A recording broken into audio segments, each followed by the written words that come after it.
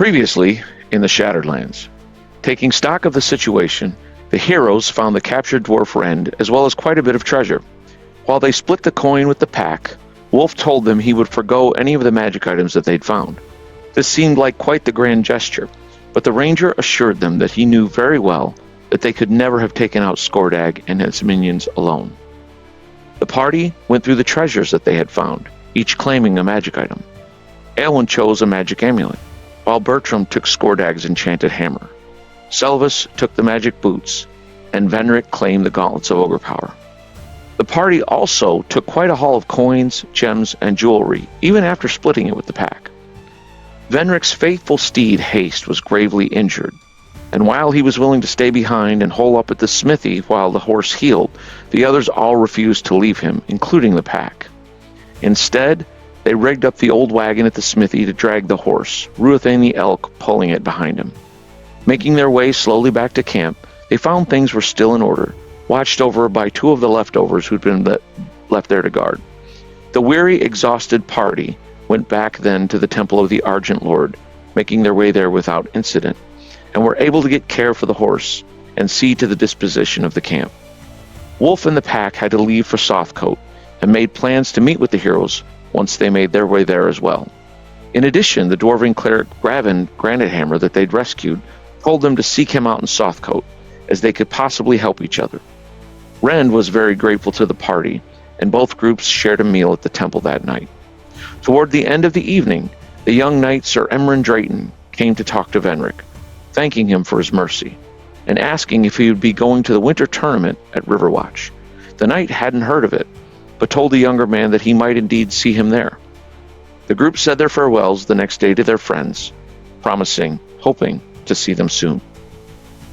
The party then headed into the Bramblewood, where Brother Bertram had seen a vision of elves and of a sacred grove. They moved through the thick forest for nearly a day, meeting only a frightened hunter named Nate, but having no other encounters. The second day, as they followed tracks that only the Druidess could seem to see, the heroes arrived in a clearing and heard a voice call out to them. A tall, slim elf stepped out onto the high branch of an oak tree. There were indeed elves in the Bramblewood. Welcome back. And what the heck? What lies ahead?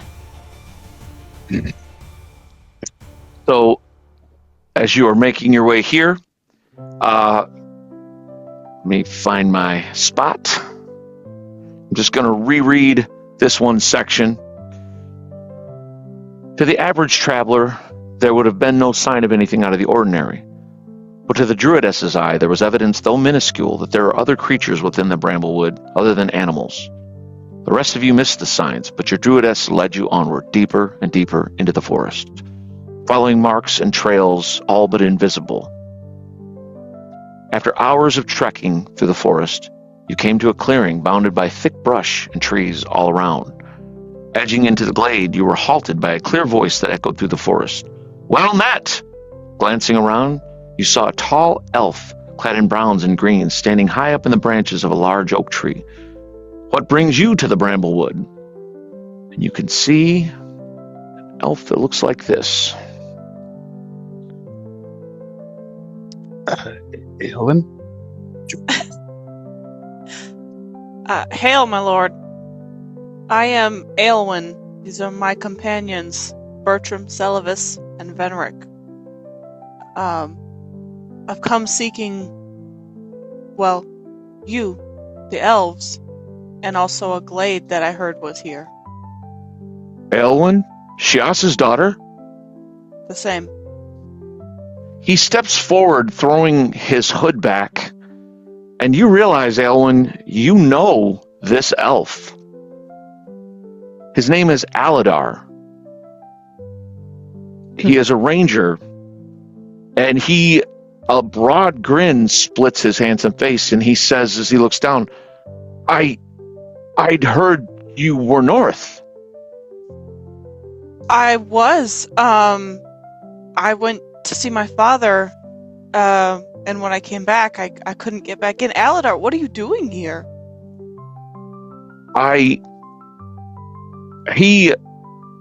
You see him hold a hand up, And it's only then that you guys realize that this entire glade is ringed by archers. They're not like, they don't have, arrows like pointed, trained at you, but they ease back into the woods. And Aladar kind of lightly leaps down out of the tree and strides forward.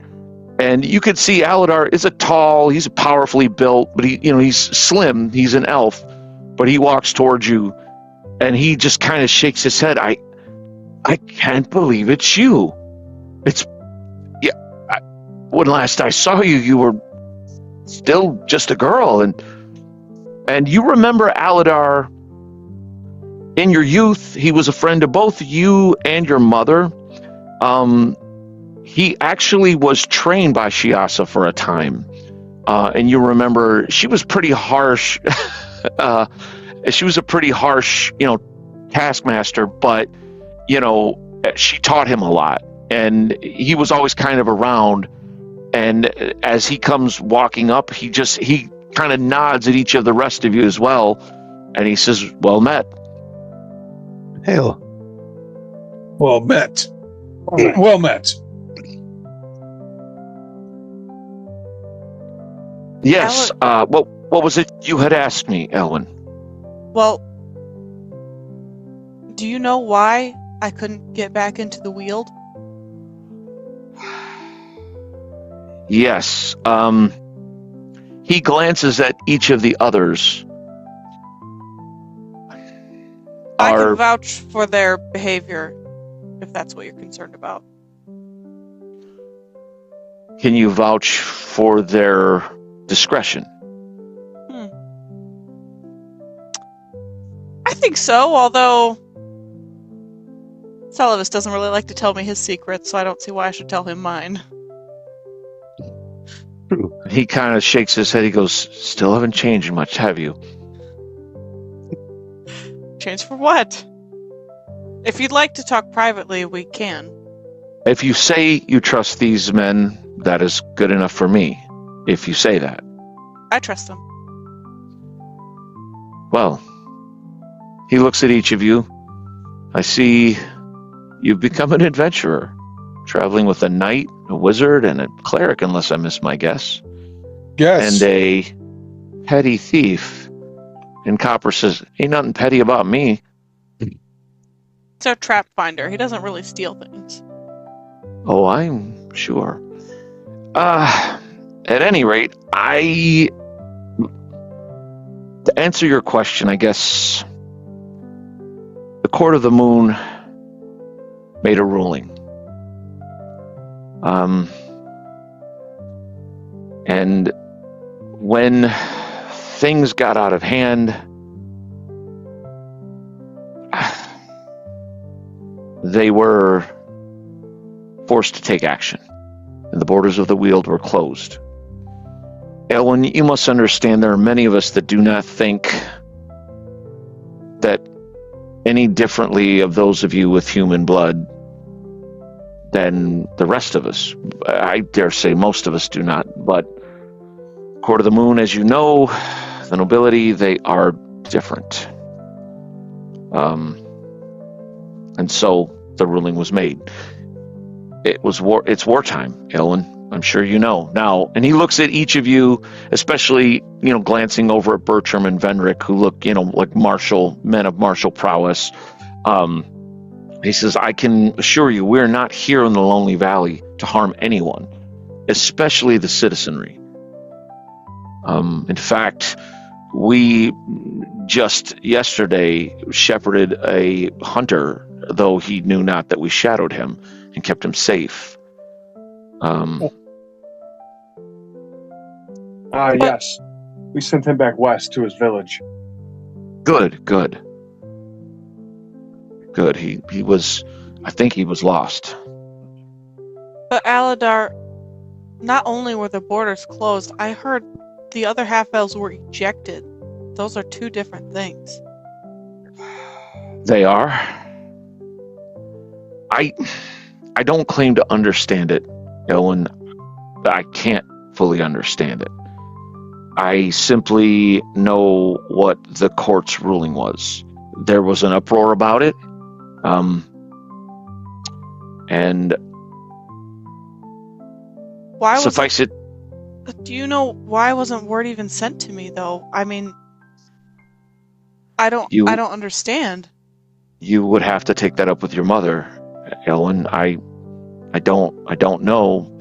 But if I had to guess, she probably thought it best. She probably thought it was safer for you where you were with your father, because war has broken out. We do not consider ourselves at war with the kingdom of Cerulean, and he looks pretty pointedly at the humans in the group.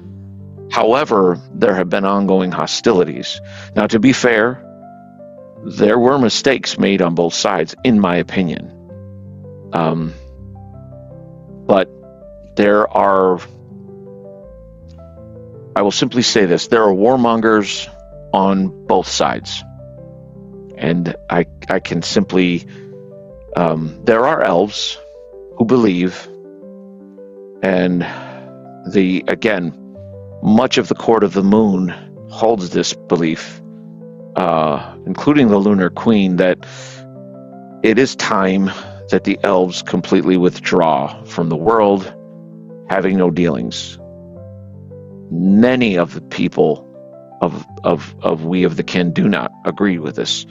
For as you well know, there are different kindreds even among the elves. So the fear is that the noble elves, the high elves, would they look differently on, for example, those of a different kindred, such as me, a wood elf. And as you can see, where does it end? The problem is that there is some truth into what they say. The humans have grown more warlike. And again, Elwyn, there are humans, such as your friends here, and then there are other humans, such as the barbarians, led by this Korak, come down from the north, slaying and killing all in their path. And I do mean all in their path. They have been an unstoppable army. Even the orcs were driven before them. So, while I do not agree, and I'm very glad to see you, and you can tell Aelwyn, he is very happy to see you, but it is the laws handed down by the Court of the Moon. I don't think it's going to hold. I think there are those against it. I know that your mother is against it. I know that these are things that take time. Well, then what are you doing all the way down here? Well, we were sent north.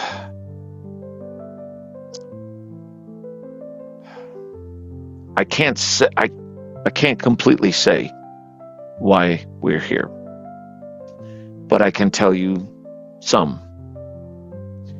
The Court of the Moon sent us here for several reasons.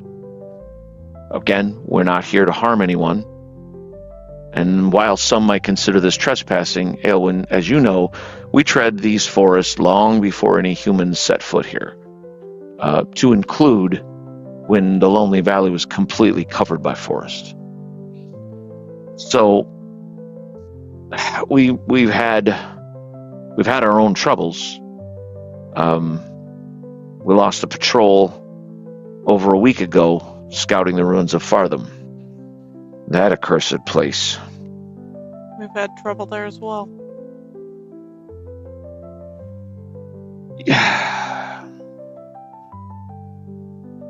By the way, the grove that you asked about, it is not far, perhaps a mile or so away to the west. If you go about due west from here, you'll see it. A pure, clear stream, small waterfall. As far as what we're doing here,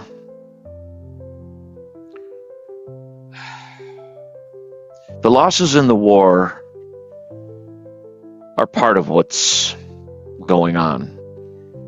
But it's much more than that. Matters above, if I'm, to be honest, quite above my station. It was explained to me as a mystic confluence of events. If that sounds like magical gobbledygook, then you're in good company. No offense, mage. But I no mind for that. However, part of why we're here is Aladar sighs, then glancing away north through the trees. And he looks back at you. Part of the reason we're here is to find out what ails the heart of this forest. A shadow seems to fall over his face as he speaks. There is a blight here that must be contained. And though we've had precious little success in dealing with it, along with all of the other duties we've been sent with. Then he glances with a glimmer of an idea at you, his gaze sharpening. Perhaps we might be of aid one to another. Also,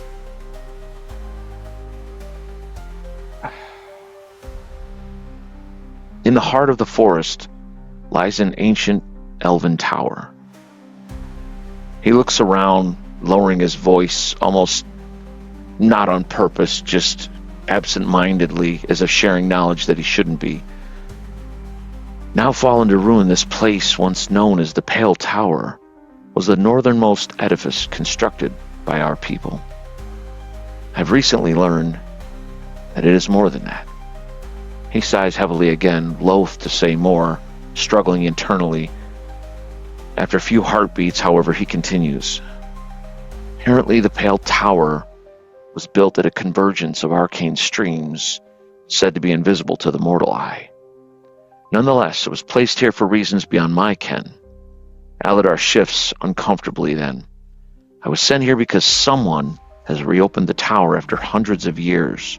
There was an illusion cast, a glamour. But that has been broken. If it's a simple matter of looters, then so be it. But if someone is tampering with these eldritch things that should be left alone, then they must be stopped by any means necessary. you haven't been able to find out what goes on there? Well, as I say, this was not my primary objective. Once we were already here, and apparently the tower was discovered. We were sent word to investigate, but I was also given instructions not to let it interfere with my primary directive. And so, look, Aelwyn, have you noticed aught with dragons in the region? We saw one, a red one, flying high above. I've seen him too. What do you know of Callistrix? That's the name of the... No, The Callistrix is a green dragon. Oh. He dwells north of here. He No. has recently been sighted in the region as well, and he is a great enemy to the Elves from long, long ago. At any rate, that is part of what I'm doing. I sent a patrol to the Pale Tower, but only one barely surviving ranger made it back. The survivor spoke of a red-robed figure wielding powerful magic. He succumbed to his wounds within a day, horrible burns that covered much of his body.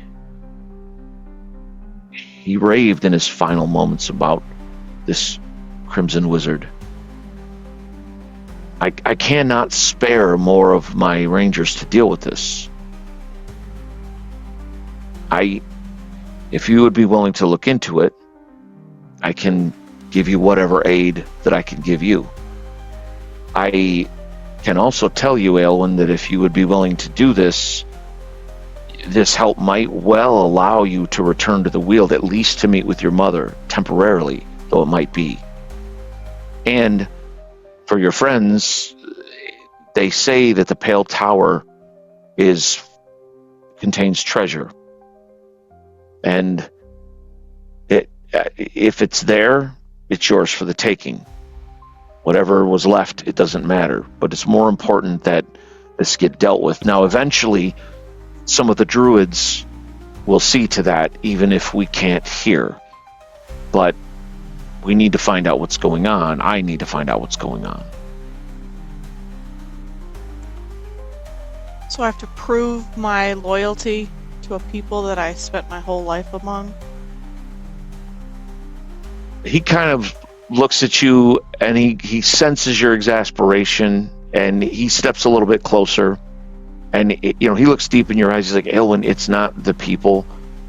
You can take this personally if you wish. That is your prerogative. This is the times that we find ourselves in. We all have our parts to play. My duty is to my people. I understand the way you must feel, but none of this is directed at you alone. Your mother was against us. Of course she was. Many of us are. Many of us have kin, have friends. But again, the court of the moon. Our rulers are of the noblest elves, the high elves.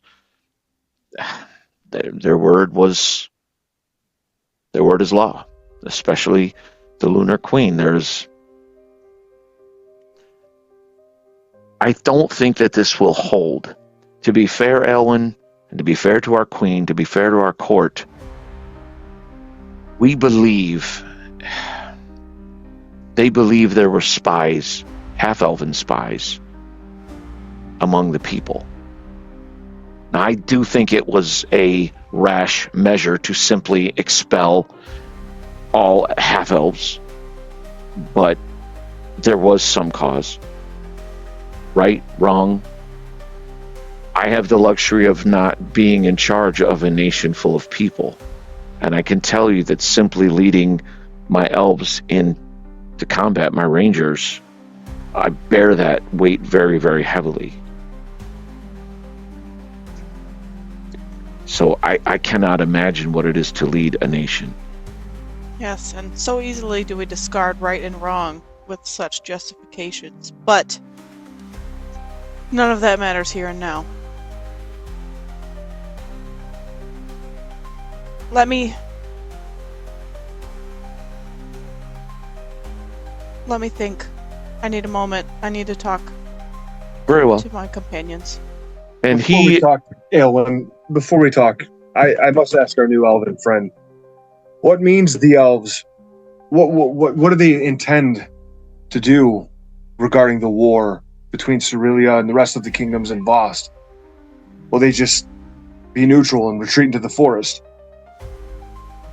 There are those that wish to do just that, brave Sir Knight. There are those that feel that if we fall into the Weald and let the illusions keep men and orcs at bay, that we'll ride it out. We'll weather the storm as we have for millennia. However, there are others that feel that if we step aside during such a tumultuous time, the world may be ash and we will simply be the last. I am in the latter camp. I believe that we are making a mistake. But war is not to our benefit.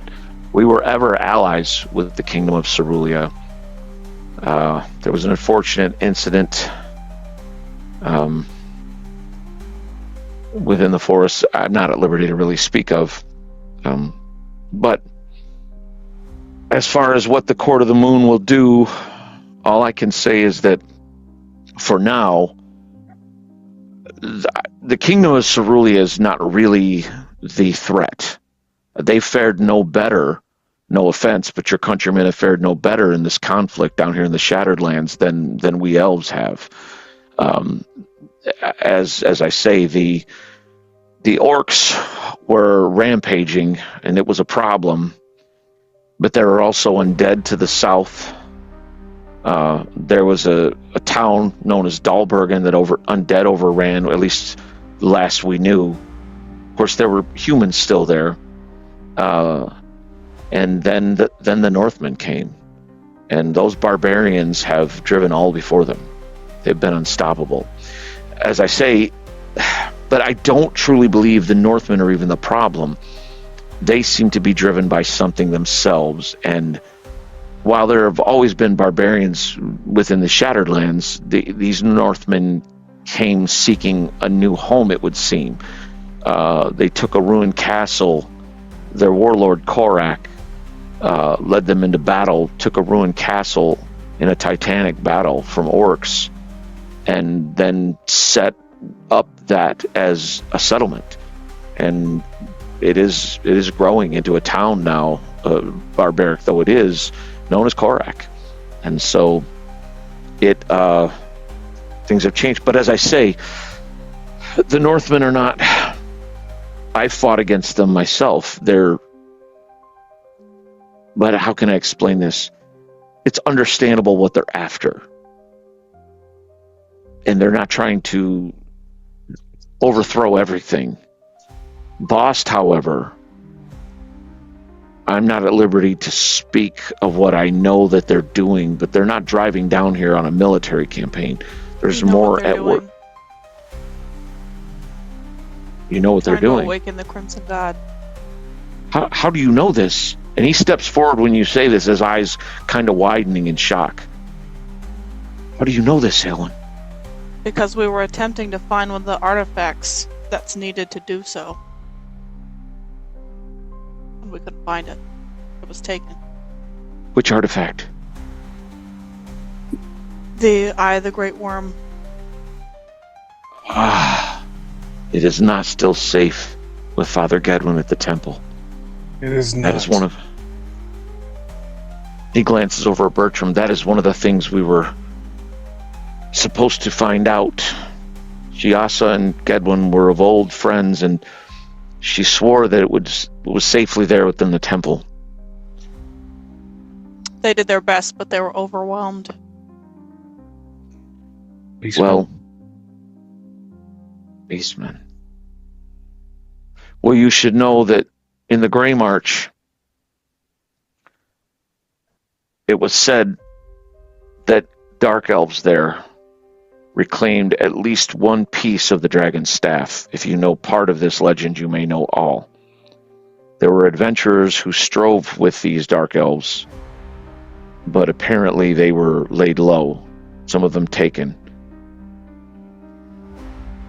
Brixus seems to think that the key is still missing, though. That's has to be good news, right? Yes, but the key is said to be a person. So, and from my understanding, Bost is on the move, and this person may have been located, or at least they think they've narrowed it down. Patrols from Bost have moved in through the barony, through different places within the kingdom. It's a dark time, my friends. Do you Yes. know who this key is? No. It's been speculated, a man or woman. There are prophecies, but it sounds like you know of these things. It said they'll have fiery hair. It said they will have died once and come back. With the magics at the disposal of high-level clerics, but it was said that it would be in a fantastic way. One of our prophecies speaks of them rising again like the phoenix. So, cannot say for certain. There are many portents and signs. Look, I'm no seer. I'm no mage or cleric. All I know is I'm a humble ranger, but I have a job to do here.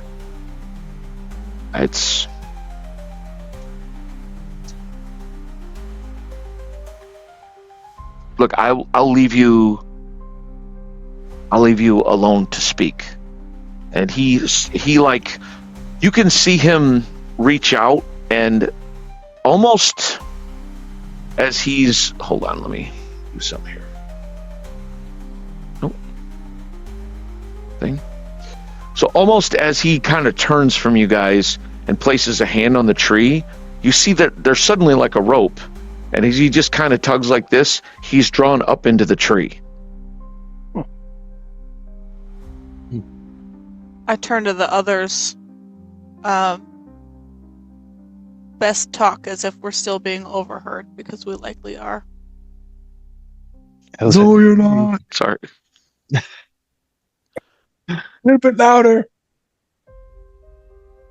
What do you want to do, Aelin? Well, first I should go to this grove, but the loyalty to my kinsman notwithstanding, if there is a blight, it is my duty to cleanse it. But I cannot say the same for all of you, so I can't fault you if you don't want to go that far. You help me. And Fartham. I will help you. Yes, and sounds like there's an evil wizard that needs to be dealt with, He might have That would his perk your spells. ears up. and his spell books would sconce with.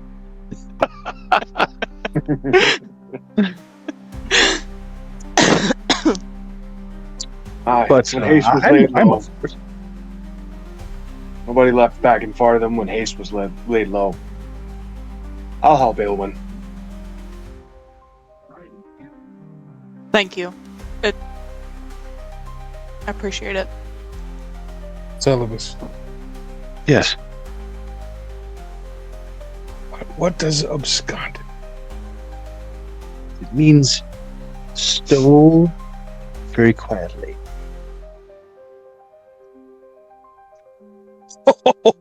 You want his spell? Of course. I want all the spells. But A lot of words. A mage strong enough to kill a patrol of elves, we need to be on our guard. it's true. You have many powerful spells indeed. Are you salivating? Only mildly. Mr. Burnsing over there. You have to understand, I haven't had a moment to memorize a single one of these new spells, so... Fair enough. Okay, well then, we'll find the glade first and head to this tower second. And I'll turn and call back out to Aladar. Aladar. Eldar. And sorry. he kind of steps forward. He says, he touches what looks like, at first you kind of glance up and it looks like it's very cunningly camouflaged, but there are ropes woven between the branches of this tree. He touches it, and the rope that again seemed to kind of meld with the trunk of the tree becomes visible to you. He's like, come up, all of you, if you wish. We can speak up Bertram- here. Bertram rushes over and touches the tree like he saw the elf do. The tree or the rope? He touches the tree. Nothing happens. You should go first, Aelwyn. You must the rope, my friends. just like this, and she'll grab it. Okay. You grab it, and Elwyn, you are pulled upward. You're about 20 feet up in the tree now. And as you look around, you remember this. This is a magic item. It's known as an archer's flet. And it comes from what it is. It's a small item. If held in hand, it looks like a cat's cradle that such as children would play with, if it were made of very fine rope, small enough to fit in a green silk bag. The rope of the flet is made of silk as well, and has multiple ends that splay out from a center. When an end is attached to a tree trunk or branch, it connects to the bark like a growth, and is as firm as any branch of said tree. In this way, the multiple ends can be used to make connection points all about a tree, giving a safe and solid platform to camp on. The archer's flet can be used to make a platform anywhere from a 5x5 square up to 30 feet in diameter. The magic of the flet means that it can span between trees as well, but they must be no further than 30 feet apart. The flet will remain permanently attached and is easily detached when the user so desires, simply by pulling the rope end from the tree. And as you get up here, the ropes are very close together, and they even when and you remember this, the magic of it, like your foot doesn't even slide even if you step right between the ropes. It just kind of is spongy. It's like walking on a very thick carpet as you walk across. Interesting. And you see several more elves up here. And you remember this, but it's been a long time since you've seen one of these. And as you walk up, Aladar tosses you a green silk bag, and he goes, "You should have one." And as you open it, you see an archer's flet within. Thank you. I always wanted one of these when I was a child. They are wondrous and, well, fairly rare, but... And you could see some of the other rangers like looking at him like, are you seriously giving her that? But Aladar, give me a perception check, Elwyn. Okay. Oh, that's a nat 20. You always remember Aladar being a close family friend, but you are realizing that he is noticing you more as a grown-up woman now than when you were young. And it's not like he's not doing anything untoward or being creepy, but he's definitely, and as he kind of hands you the bag, his hand brushes yours, and he's like, I'm very happy to see you, Elwyn. Thank you. And I you. You're well then? Yes, I mean, Aladon, have you seen my mother recently? It's Aladar, and I hate that you can't remember. No, I'm kidding. He doesn't it's my handwriting. She's not into him, man. It's clearly not. Listen, Chet, it's Jeff. Sorry, you were saying the heartbroken elf. Have you seen my mother recently? I have. Well, recently. I mean, I would say a moon ago.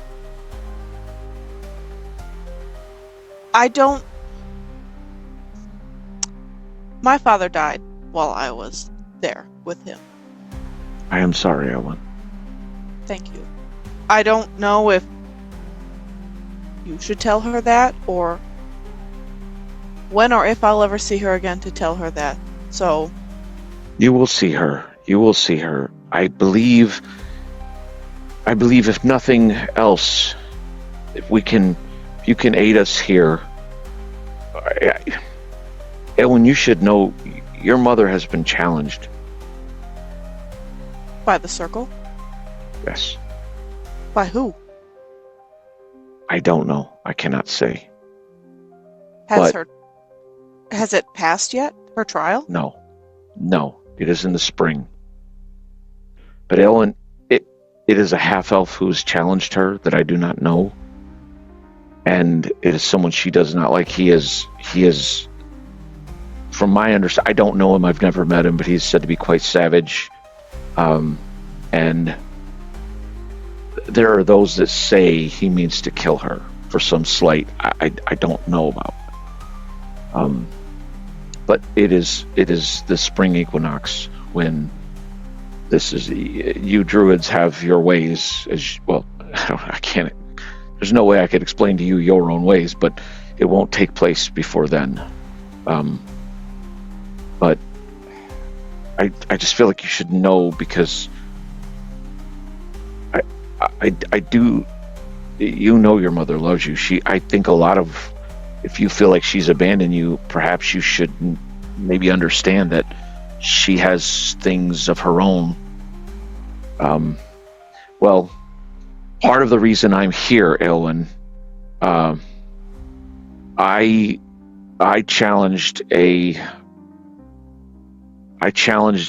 another elf to a duel when Shiasa was called out, and he spoke ill of her, and I nearly killed him.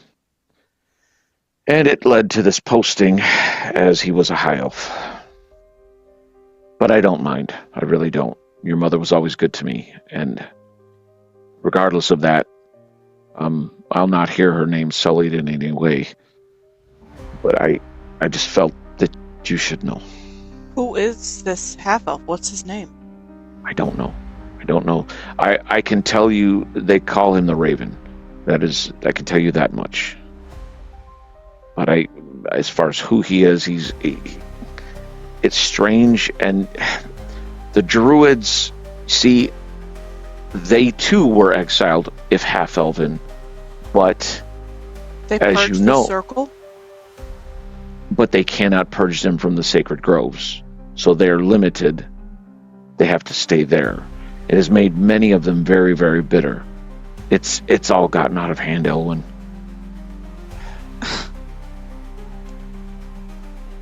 The very circle. This is It's madness. It is. It's worse than you know. But it's not without hope. You must understand it. There is hope still. For example, unless I miss my mark, your friend down there is a wizard of the Order of the Golden Path, a seeker, if I'm not mistaken. I'll look at Selvus if he's gonna say yay or nay to that. Well, Selvus is down. Oh, no one I'm else sorry. came up and agree I with you. assumed they came up. Yep. No one told me they did, so right now it's just you and him up there talking. Okay. I know he's part of an order. I don't know if he said the name to me. I can't remember. Well, there is an elven archmage that is a member of the Golden Path. Do you see what I'm saying? There are loyalties that extend beyond simply elf or human or any of that. Most aren't happy with this. There's something more going on. I don't understand. If they purged the circle of half-elves, how could this man challenge my mother? How? Well, they did, as I say, they could not purge them from the groves. They could not purge them from the circles. The circles still are there. Not even the Court of the Moon would dare come into a sacred grove. Even the Lunar Queen. They would disrupt far, far too much. So, and as you know, druids have their own methods of moving about.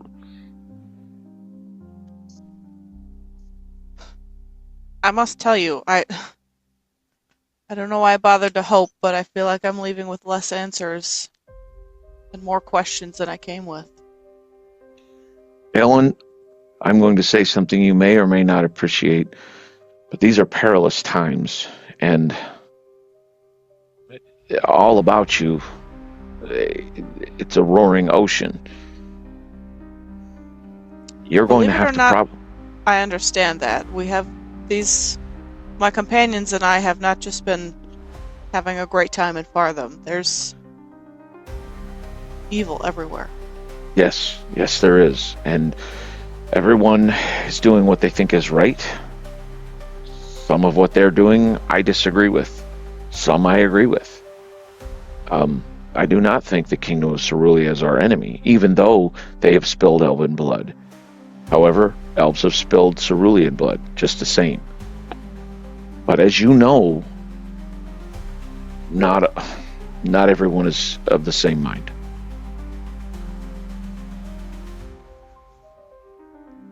Well, I can tell you that we've agreed to look into this tower. I must go to the grove first. And then... I can take you if you wish. Certainly. I yanked the rope. And all of a sudden, Bertram, you kind of hold this rope, and it's a smooth transition as you just you zip up and you find yourself standing on this flat, and it's a little spongy beneath your feet. By the light! Bertram, I can say I never would have thought I'd see you on one of these. Elwyn, don't move quickly. I push him over. It's okay. No! My He hand goes hurts! tumbling out of the tree. And Bertram, you realize that even as heavy and large as you are, even in full plate and all that, it sinks more beneath your steps than it does Elwyn's, but it's firm. I will gently move away from the edge of wherever I'm at. Okay. More towards where I perceive center to be. Oh yeah, the center is basically this thick oak tree trunk that's about 20 foot in diameter. Okay, I get over top of that. Okay. Celibus! Benric! You gotta try this! And Elwyn, you can see the elves, the rangers, are wincing at the noise that this cleric is making. I was just thinking that. He's a madman. And you see that Aladar kind of looks. He's like, "Perhaps, my friend, you should lower your voice. The forest is a dangerous place." Oh, Venric will just look at Celavis and kind of shake his head. I don't trust this thing. I'll wait down here. Go ahead, Celavis. That's fine. I think they've got it. Leave it. I'll just look up at Aelwyn and just kind of wave like, we'll wait. We'll wait. Bertram thumbs ups you guys. I can't say they're not eccentric, but you should see them in battle. Yes, I can imagine. Although, come to think of it, they all say I'm the eccentric one. Anyway. Well, yes, if you take us to the grove, I would appreciate it. Certainly. And he steps to the edge of the flat and gestures. And I'll say goodbye to the other elves. The other elves, you notice now that they know who you are, most of them kind of bow, like not like deep, but they give you like a slight bow. One of them, a female elf, she's wearing like a mask up to like her eyes almost, but she says, "It is well to see you, Shiasa's daughter." And then she kind of turns away. She seems to be the second in command, but she doesn't give her name. Aladar turns and says something swiftly in Elven that Bertram doesn't. I don't know, Bertram, do you speak Elven? Common. Okay. As he said, but Elwyn, he kind of, and he's not like lowering his voice to hide it from you, but he just turns and says, "When we go, move the flat." And she kind of fires back. She's like, "You're going alone?" It's like, "Yes, you know what must be done." They've agreed. I'll find you. And then he steps to the edge and, again, holding his hand out, a rope appears at the edge and he just zips down. Bertram watches very closely. It's almost like a zip line or like a bungee cord, but when you go down, there's no sudden stop. The magic of this flat, it like as you are holding this thing, it just deposits you like easily and, no problem there. I'll step to the edge. So I'll turn. Oh, I thought you already went. I'll wait for you. Okay, yeah, I jumped out. You do pretty much what Aladar did, Elwyn, and you remember these. You've been on these as a child, but they are a magic item. They're fairly rare. You think your mother might have had one, but essentially the rope. It's like a slender, green and brown colored rope of silk. But as soon as you grasp it, it's like it doesn't slip through your hand. The magic of it means it's just firm in your hand and it just lowers you. Not like too rapidly, but it does lower you quickly. And that's when you realize that to you guys, it looked like he just kind of leapt out of this tree from like 30 feet up or whatever, but that's what he did, And you see Bertram, Aelwyn just steps over the side. Okay, I'm going to move slowly to the side, reach my hand out, and I'm going to turn to the elves if I can see them still. I'm going to do the biggest bow I can do, like I've seen others like of nobility do. And I'll get up and I'll grab the rope. And as you come up from your bow, you move to grab the rope. They don't bow as deep. Some of them incline their heads, but they say, "We see you, child of light." And then I step off. Okay, you've grabbed the wrong rope. No, I'm just kidding. I hit and shoot you up in the air and out of the tree. And when you realize too that the magic of the flat, you don't have to even step to the edge. At any point, you could just, when you're on the flat, when you're down by the ground, you have to reach to the tree trunk.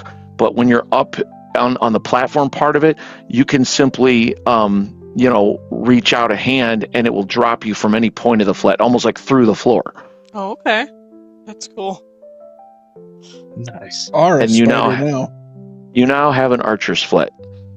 I do. Heck yeah. And Bertram is the last to come down. He kind of lands. And again, it's kind of crazy, Celovus and Venric, because you guys are watching. Venric is big and a bit clumsy, but Bertram is big and a bit clumsy, but it lowers him just as gracefully as it did Aelwyn, just thump. Truly Did you guys see that? Oh, I saw it all right. I can't believe was- you went up on that thing, Bertram. 200-300 foot in the air there, I had to say. 20 or 30 feet. I've never been that high. I've Bertram's got seen one the for temple. The building is taller than this. No. And she'll pat Ruathane's neck. Ruathane, you remember Aladar. And Ruathane will kind of snuffle at him. And he does, and he kind of steps forward, and Aladar instantly, from somewhere, produces like half an apple. Ruthane eats it, nuzzles him, nudges him, and Aladar says, he's grown as well. He truly has. Every day. Well, come, I'll take you to the grove. Lead on. Thank you.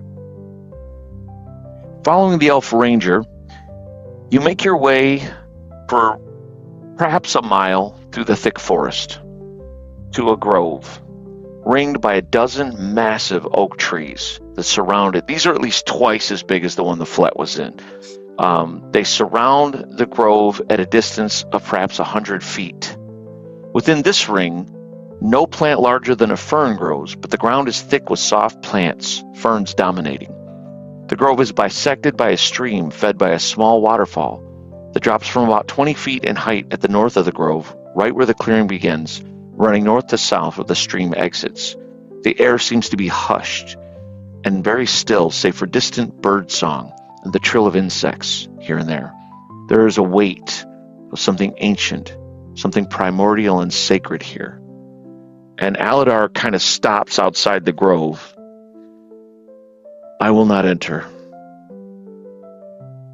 Wise. And he kind of he glances at your human companions. He said, I would suggest they remain without. No harm would come to them, but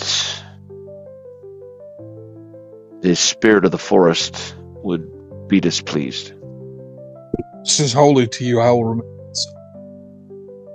As well I. Indeed. Aelwyn, holler if you need us, and I'll be right in. This place is safe. Aladar turns to you, Elwyn. He says, you will no doubt be some time here. There's a clearing, and he kind of points just south of where you guys are standing. They could easily wait for you there. I hope to see you again soon, Elwyn. And if you wish it, I will send word along when I can to your mother, that I have seen you, that you are well, and of what has transpired. I would appreciate that. And you must know, I must also make report of all that I see and do here to my superiors as well. I know. And he kind of reaches out and grasps your hand and just gives it a squeeze. It is very good to see you. And he And you. turns and disappears into the forest. And you guys are used to how Aelwyn just moves without a sound or a trace, and this guy does the same, perhaps even slightly better, although it's hard to tell. He just melds into the brush and is gone.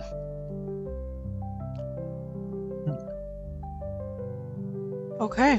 I take off my armor and weapons and everything, just leaving regular clothes on. She turns to Ruathane and Ruthane's already walking into the grove. Okay. He looks at Peace, and if anything, he is probably more, perhaps even more welcome here than you. I put my hand on his neck and walk beside him. You feel drawn cold to the stream near the center of the grove. I walk up to it. You make your way along, and the three of you can see her as she crosses the glade. There's something happens. Each of you give me perception checks.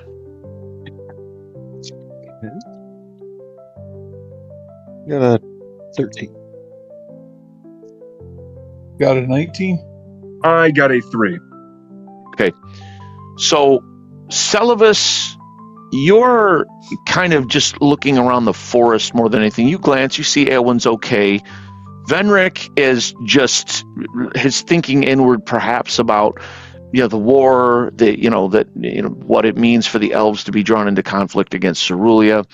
But Bertram, your gaze sharpens, and you see as Aelwyn enters the clearing, and suddenly it hits you.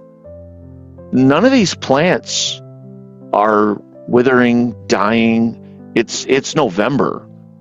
The plants are green. The oak leaves are green.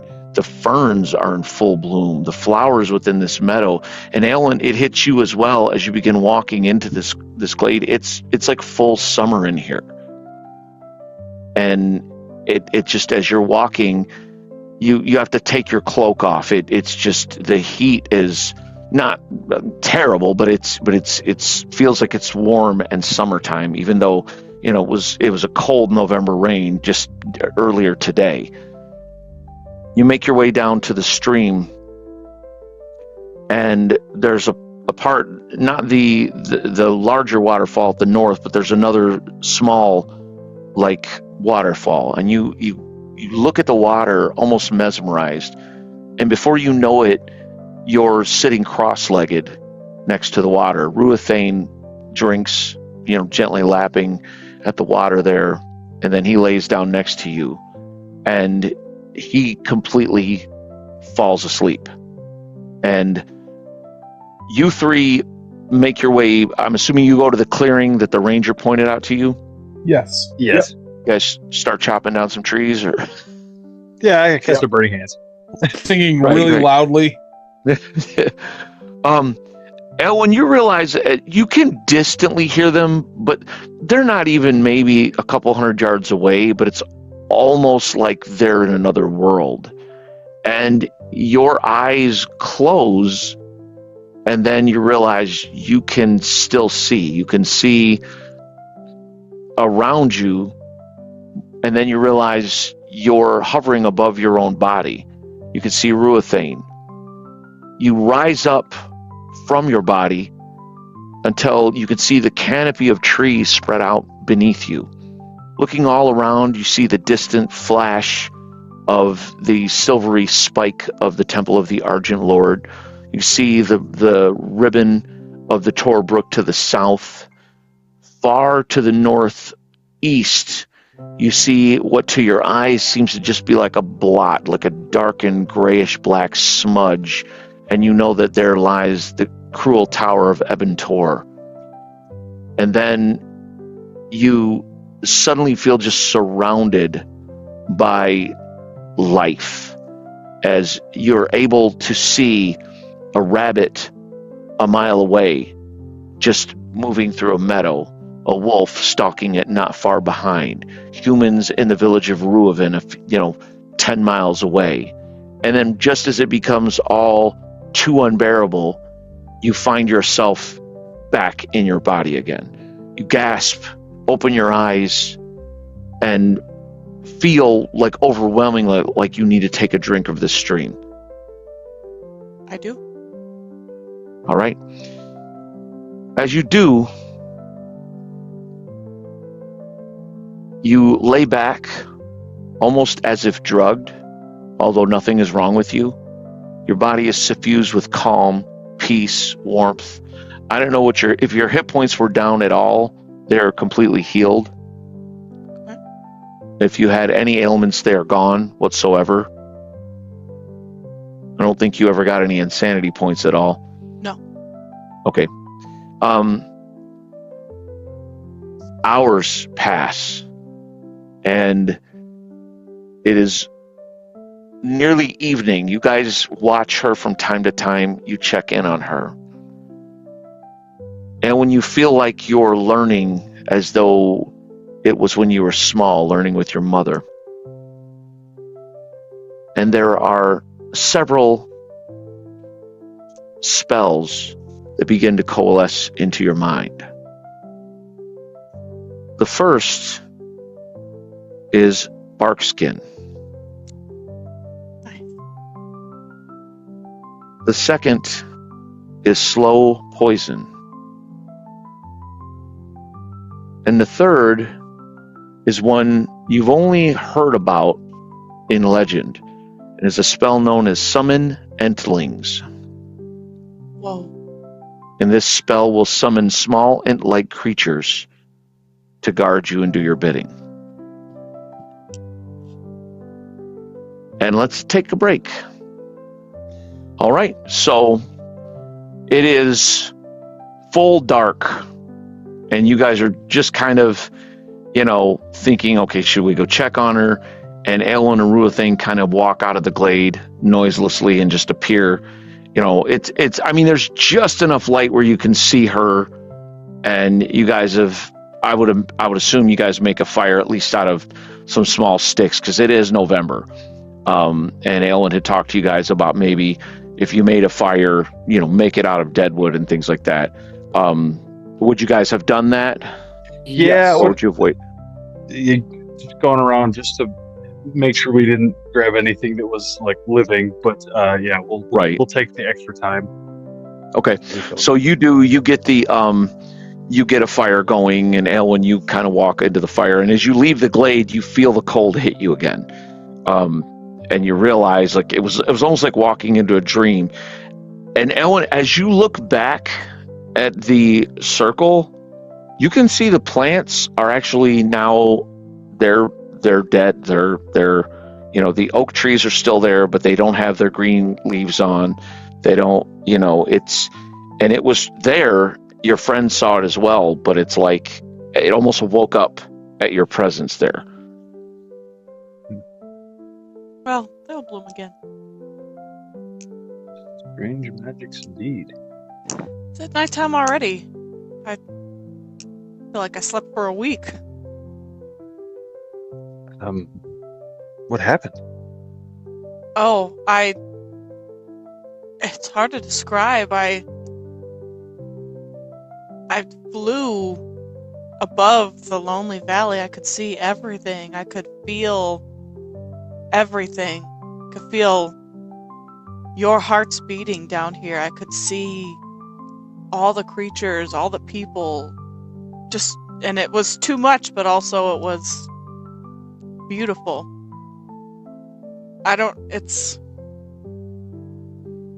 It's strange to be back down here now.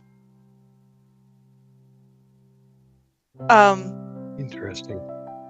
I've only read of such, I don't even know what you would call the rituals, whatever, communing with nature.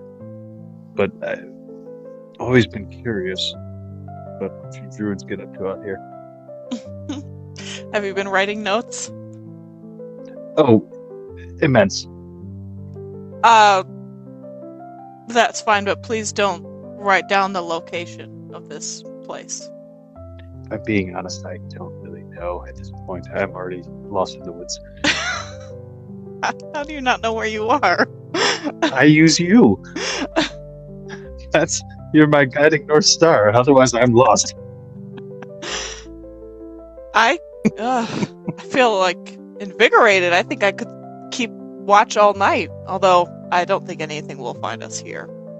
Do you feel it? The peace here? Yes. Peace. But also a sort of watchful gaze. It almost feels like the forest itself is watching us. Then again, it could just be simply the fact that there's a bunch of elves, wandering around in here, and they're very sneaky. Oh, well, I mean, those trees are watching you too, so. I had a few. Oh, A good thing we speaking didn't of, cut nothing. Wait a minute. Hold on. I want to try casting the summon entlings. I think I figured something out. All right. And as you cast this spell, roll me a d3. Okay. 2. You guys see from the brush step forth up next to Aelwyn 2 man-sized creatures. You guys have heard of treants before. They look almost like miniature treants, but they're man-sized. They step up next to Aelwyn. One's like taller, a little slender, one's like thicker and squat, and they clearly come from different types of trees.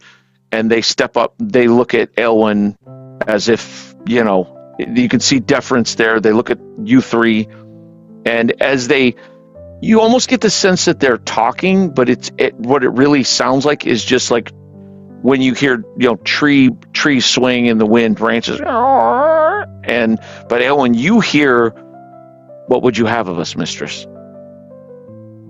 Oh, I just wanted to meet you. I felt all of a sudden that I could find you, and I wanted to meet you. Now, is she It's good to speaking meet you. words, or is You she see her also? like gesturing a lot, but no words are coming out. I mean, if you wish to be speaking, essentially you can speak and be heard of them, or you can. They understand you could speak in Common or Elven to them, and they do Okay. understand you. Okay, yeah, she's speaking Common to them. And you guys can hear her. And again, and as they're saying this, they say, "We come from the Green Home. We are here for you." Truly, well, thank you for answering my call. I was so excited to meet you. And we you. And they give like a slight bow. Such strange magic. Are you guys seeing this? Trees, right? Endlings. Endlings. And they're friendly, right? It looks like that to me. Oh, Right? yes, they're very friendly. They're well, that's fire. Don't get too close to that. But these men, friends, yes. Oh yes, Friends. and that one too, Copper. Yes, he's over there.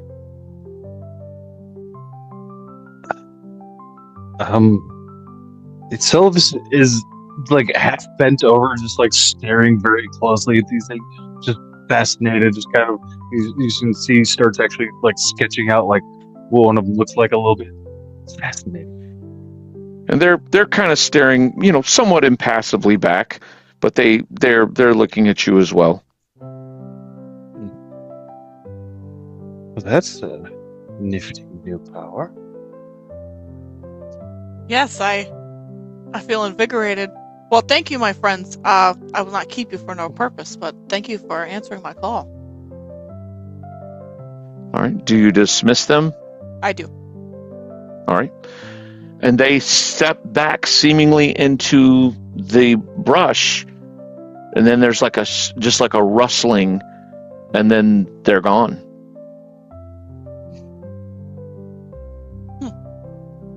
Well, that will come in handy. Especially thinking about it. Well, we were dealing with a lot of undead and Fartham. I can't imagine they're going to get much fighting out of wood. That is true, but you have to be so careful with your fire and your dragon when they're around. Please, Celovus, I beg you. I will try not to catch them on fire to the best of my ability. Did it to me once. I haven't done it since. I've gotten better. True. That is true. Well, my friends, you should rest. I feel like I could stay up half the night. I don't know. I just hear it's like the moon's calling me in the trees, and I think I want to listen for a little while. Very well. All right. And Probably. then Henrik will take off his armor and set up his tent and rest. All right. Same. Bertram will do the And- same. And again, you guys actually do feel the peaceful. You feel like it's going to be all right. And, you know, even Clay just is like looking around in wonder. And, you know, as you guys settle in for the night, I'm sure you guys still keep a watch, being, you know, veterans as you are now at this point. But the night passes uneventfully. Nothing comes nigh your campfire. Your dreams are, they're not really memorable, but they're all pleasant. And you awake feeling very rested, and all of your hit points, if anyone was still down, your hit points are completely healed. I think you guys were all healed anyhow. Yeah. If any of you had any ill effects, those are gone. Nice. I'll say to leave this place. And as you guys get up the next morning, the warm feeling has evaporated. It is a cold November day. It is actually Saturday the 4th, and a light, cold rain is just softly pattering off your tents as you guys get up. Oh, Aylwin, that's the other thing I forgot to tell you. The flat has a canopy over it as well. So, you, like, beneath it is protected, and then you can still set up a tent if you wish up on the flat, but there is a canopy over it as well. Cool. Nice. Well, then, to the Pale Tower. Pale Tower. Well, lead on. All right, you guys continue onward. I believe so. But yeah, Aladar told you the location of the tower, correct? Yeah, he told you it was north. I'm sure I can find my way to it, but Yeah, and he so pretty much gave you directions there. I'll start leading the way there. All right. You head through this rain. The rain does start to dissipate, thankfully. By the time you guys get out of your tents, you're a little slow getting up and out of your tents. It's so cold. We've all spent days working out in that crap, and it's just like you're starting your day that way, which is just not the best. You guys trudge through this cold, wet wood. The forest around you is, you know, it's beautiful because it's you know, the leaves are, you know, you still have the green of the evergreen trees, but now, you know, the other trees are, you know, orange and yellow and red, but they are shedding their leaves fairly rapidly. And as you make your way onward,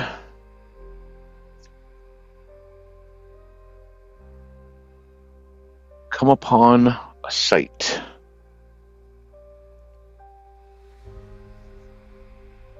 A group of ancient ruins surround the remnants of a slender tower of pale ivory stone.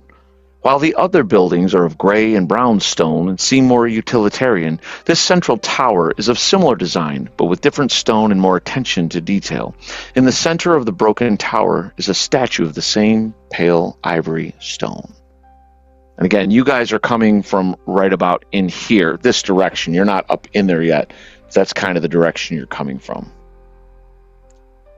Do I feel whatever blight this is, some problem with the earth or anything? It actually, you and Celivus both found this place easy to find. Celivus, not through any woodscraft that you had, and even Bertram somewhat. It's like you sense power. You sense something in the earth, something in the air, and you sense power.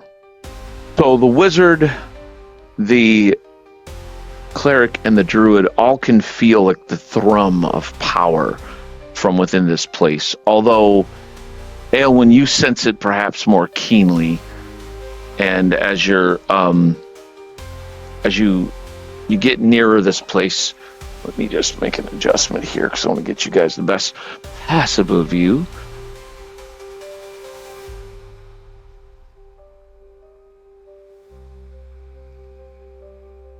Yeah, Venric is just like, old buildings. And Venric, you're just like, cool. This looks really old. And you guys, it's not the building, although there is clearly this place is very old. These aren't just like, and especially you, Selvus, this you would know more keenly than the rest of them.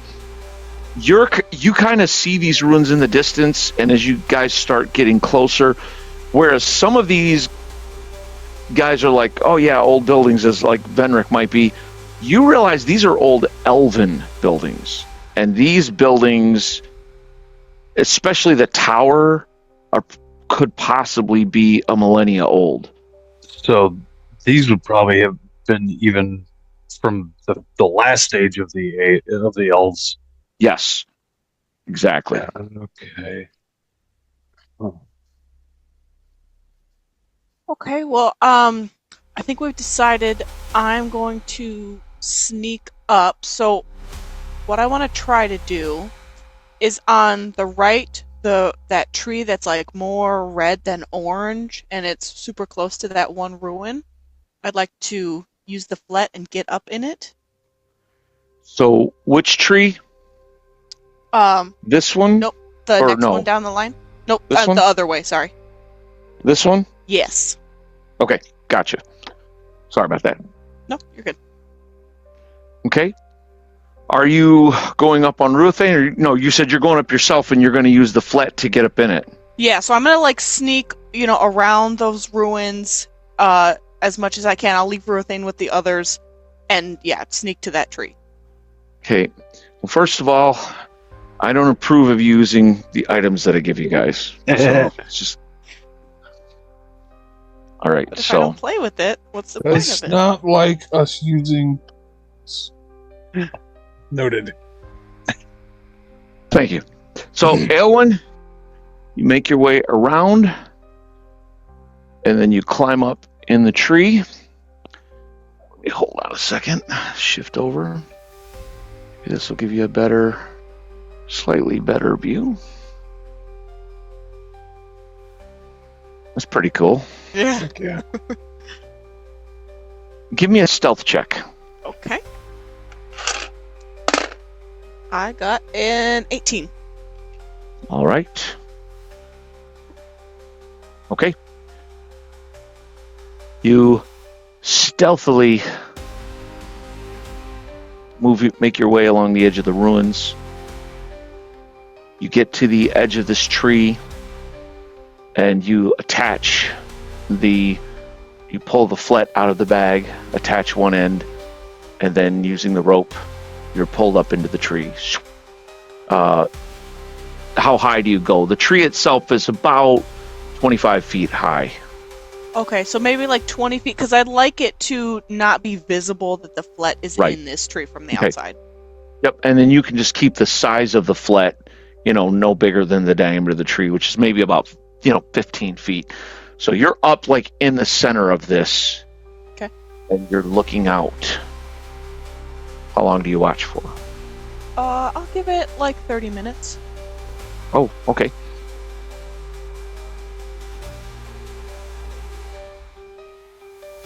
After about 5 minutes, you catch some movement out of the corner of your eye. Something large shifts. And at first you think maybe it's the wind. And then glancing across, over behind the Trail Tower, something large steps from out behind a tree and begins to move. Makes very little sound as it's walking.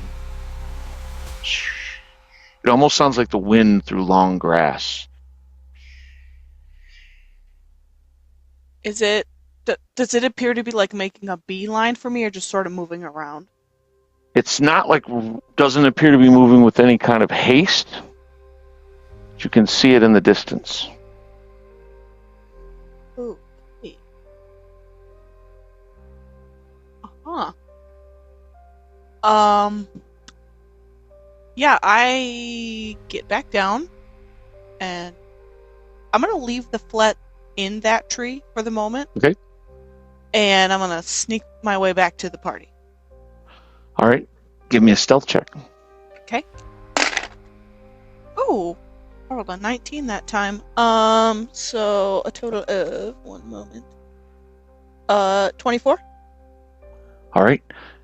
You drop down soundlessly, rapidly out of the tree, and you make your way back to the rest of your party, somewhere off the board, and Aelwyn just appears as she usually does, just kind of among you all of a sudden.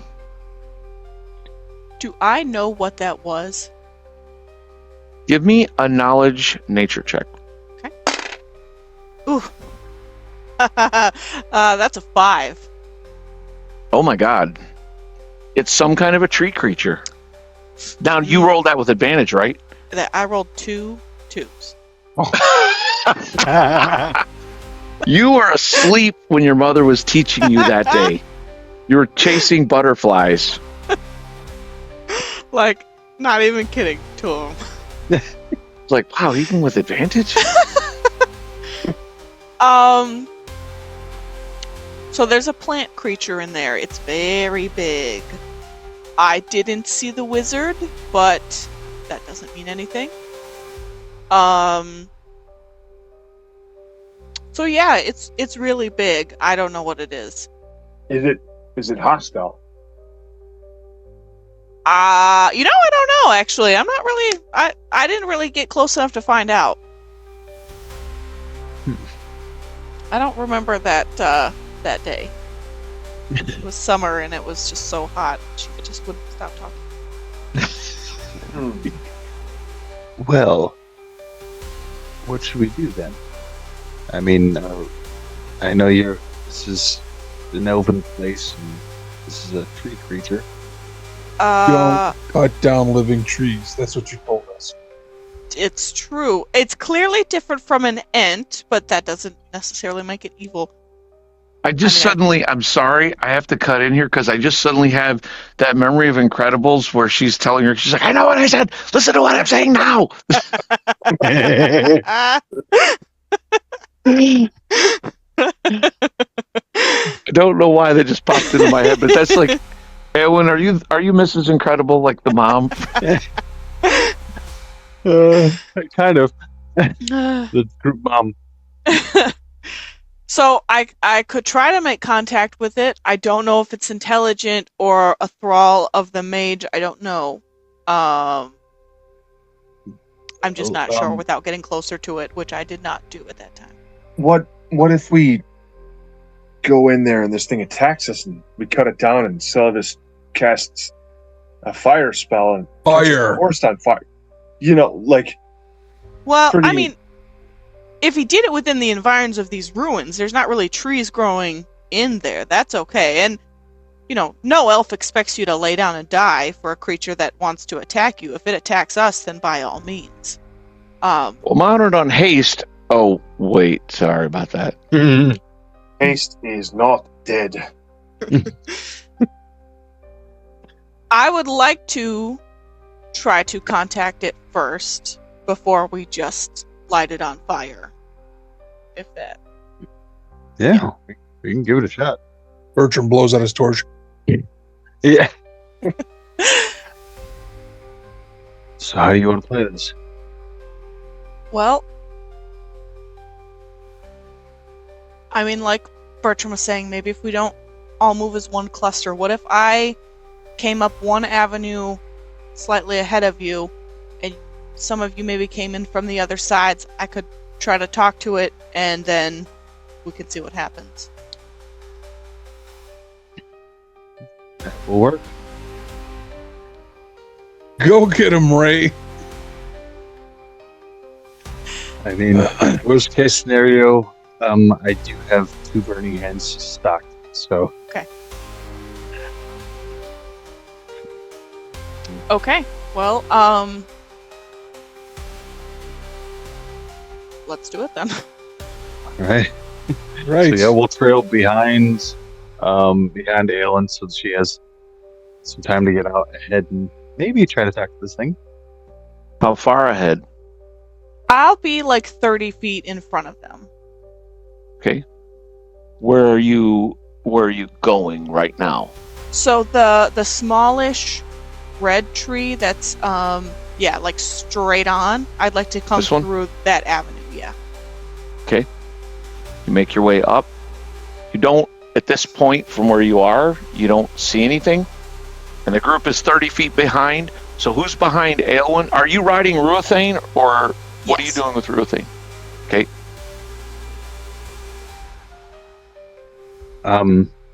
Yep, we'll be like say I think we're all just kind of in a group behind. So who's directly behind Aelwyn then? Venric. Okay. Followed by who? I will go. And then me. All right. And then Vrixis is with you. And then Copper's back. Where's Clay? Clay will be. He'll be next to me. Okay, well, it's kind of single file here. Do you want to be directly behind you? Yes. In front of Bertram? Yeah. Because just as you're moving through there. Okay. All right. Aelwyn, you're about 30 feet up. Okay. You continue forward. Yep. I'm kind of looking to see where it is right now.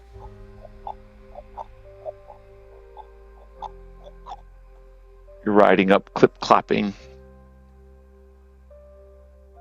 You look back to where you saw it. You don't see it. Then you scan to your left, and you see it in the ruins. Among the ruins over there, it looks like it's just kind of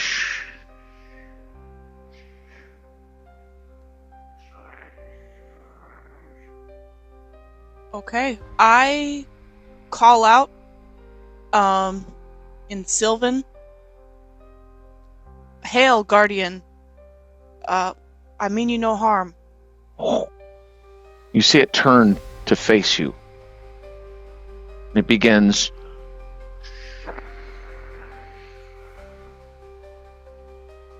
Does it answer at all? You just hear it moving towards you.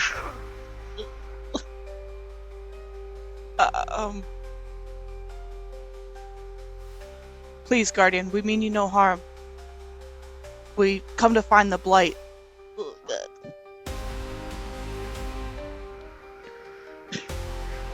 Is it like? Ugh. I like rack my brains trying to remember anything about this thing.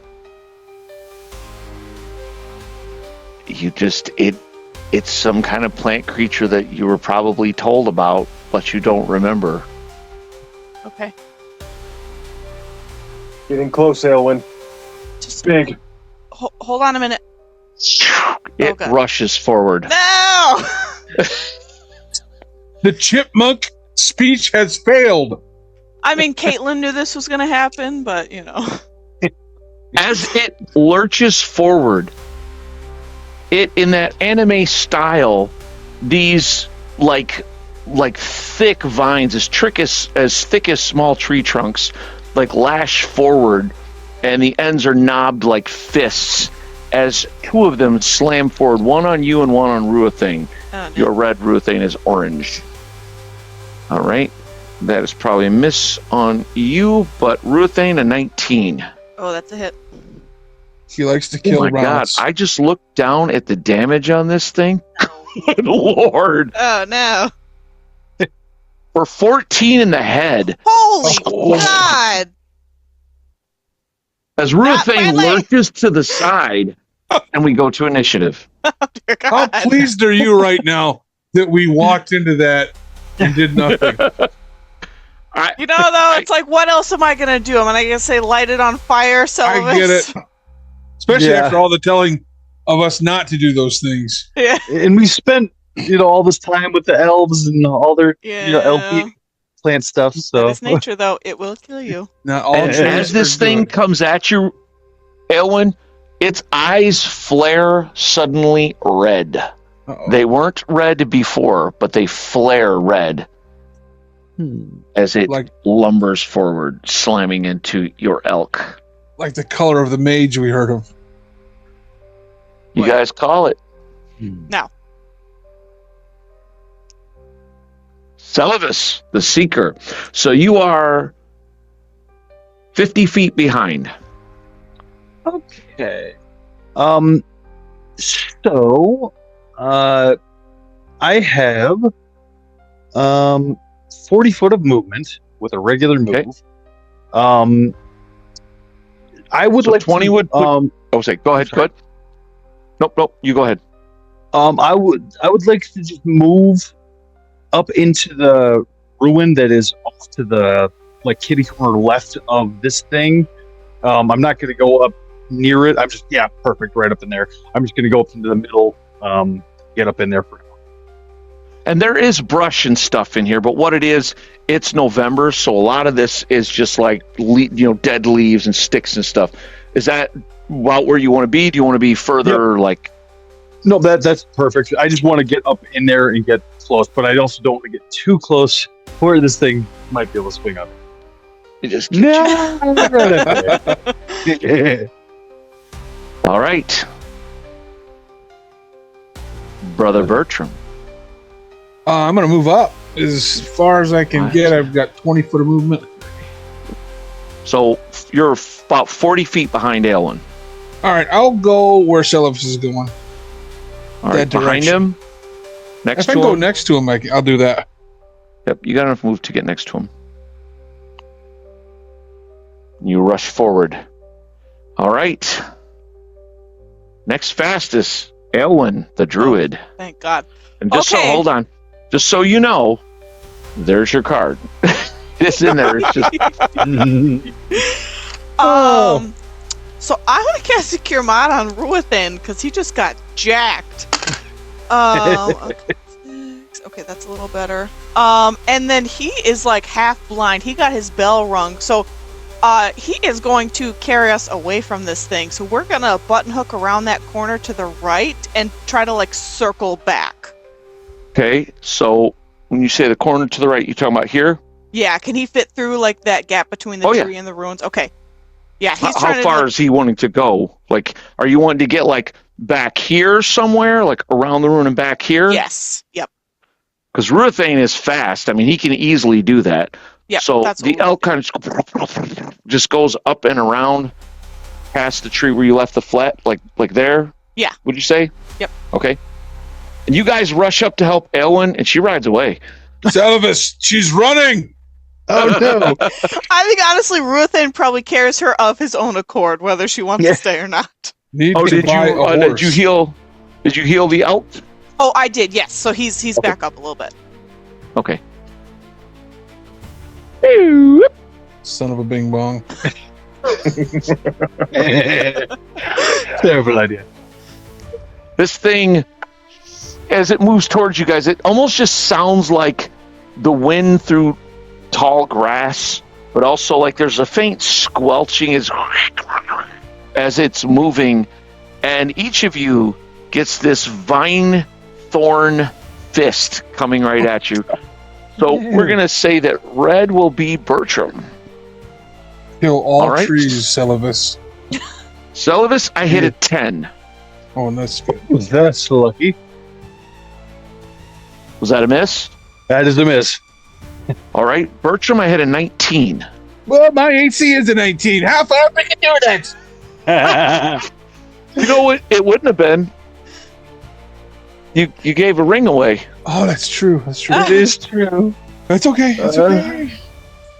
All right, Bertram, you take 7 points of damage in the torso. I did not roll good. Slam. Frank. You get slammed into. Drixus. Oh, Yeah. At this point, Brixus is going to fly basically above the wall where next to Bertram. He's just gonna fly up to the top and just up in a line down. He's just gonna point his mouth, his cone of, or not cone, his flame, his line of flame directly at this thing. All right. Drixus flies up. I've had enough of plants too. Yes, the dragon speaks wisdom. Save versus breath attacks.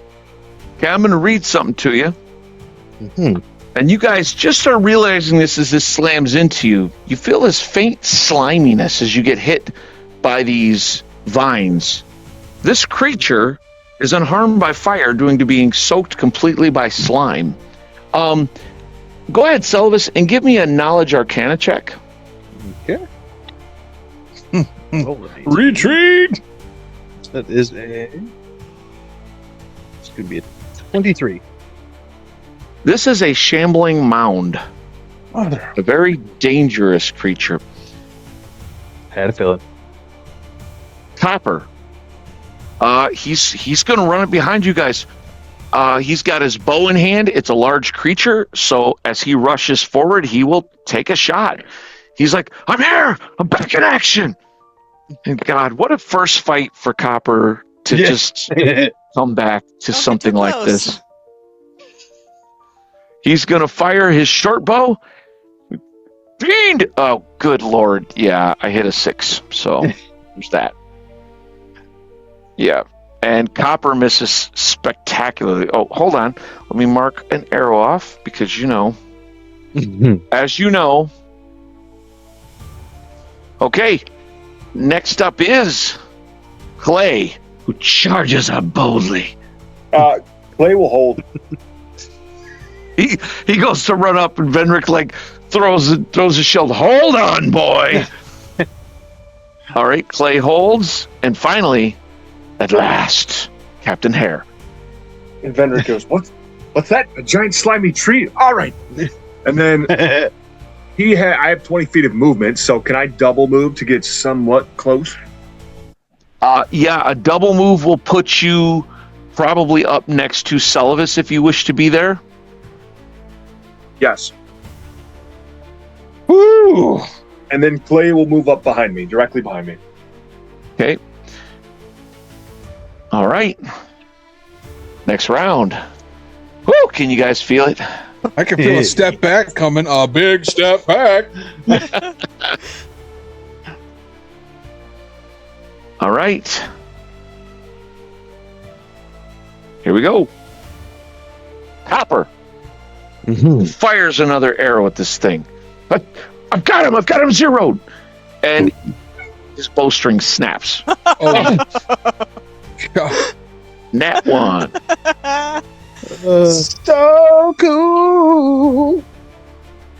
Okay. We're going to, circle back around, to like 10 feet in front of Brixus. What's your movement with the elk? 80. Oh yeah, you can easily. Are you getting into combat, or are you just out of combat? Yeah, so I'm gonna, as we're riding up, I'm gonna take a shot, and Rothane's gonna gore him. Okay. So I missed terribly, and Ruthane. Oh, he hit a 15. That is a miss. Oh my What did you God. 15. 15 is a miss. Okay. Oh. Gambling mound of death. I'll get you guys a good view of the combat there. I think I got everybody in there. Get shift just a little more. So no fire, you say. Mm-hmm. The forest, they said. It would be great, they said. Okay, so that was the druid. Celibus the Seeker. Well, fire won't do it, lads.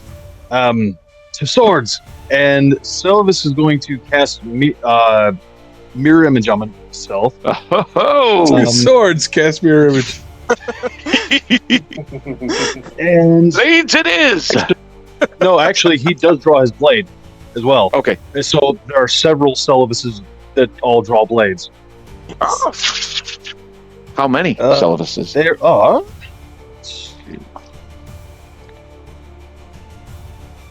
Rolled minimum, so for 2, so that's 3 in total. 3 Celivises in total. Still counts as Celevi. Yes. Celevi. Celevi? Celibuses. Celevi. All right. No, I'm just no. going to put that there. No Celevi. Brother Bertram. Brother Bertram says, 2 blades, and casts Shield of Faith on himself.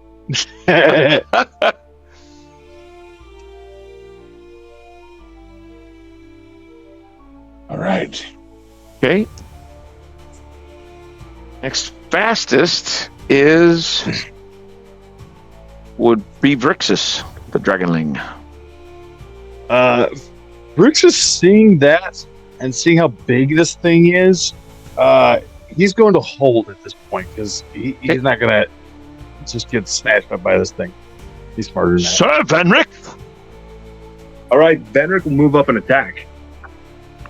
Venric boldly. Now, this thing's technically already in combat with these two. I just had to be creative. So Venric presses up. Come on, everyone. You remember the ogres? Yeah. That is him. a 19. That is a hit. All right. Ooh. Max damage. For 13 points of damage in his right leg. Now, Venric, as you hack into this thing, something doesn't seem quite right. You do damage, but it's like the slime, and there's like an almost a layer of just stuff that's sloughing off of this thing. Like, you do chop into part of what you think is its form, and you see this thick green liquid flow, but it wasn't as deep as you thought it should be. You did damage it, but not nearly as much as you felt like you should have. Oh, the English are too many. It's not friendly. And Oh, goody. Venric, you have injured it. It whirls on you and swings twice. Both strikes upon the erstwhile knight. That's a miss, but that is a 25. Oh, yeah, that's a hit. Gets slammed into. Let's see what kind of damage is going to happen to dear old Venric. For 12 points Okay. of damage Lower there. in the chest. You feel your armor kind of dent in a little bit. Your breastplate is like not fully caved in, but it bends. You know, on your chest. You're like the wind is knocked almost completely out of you, Venric, as you just go back up against the wall and kind of. Squire Clay. Okay, Squire Clay will get behind Venric, keeping that distance, and he will attack. Air distance. That is an 8. That is not good enough. Brix is held. Is he going to do anything? Yeah, you know what? He will do what he was doing to those orcs a lot, and he will dive bomb, attack, and fly right back to his position. Okay. And so See. Vrixis swoops in, swoops back up. Just gonna try. Miss, but that's a net 20 on one of the claws. All right. Is this thing immune to crits? It is not. Oh, Okay. nice. Hallelujah. Well, there's some luck in it, but it still might not do damage. Yeah, because that's 4 points of damage. So Okay. Vrixis snaps into this thing. He does injure it, but it's not. He's like, and Vrixis kind of shouts out to you. It's hard to get down to what the creature really is. so thick.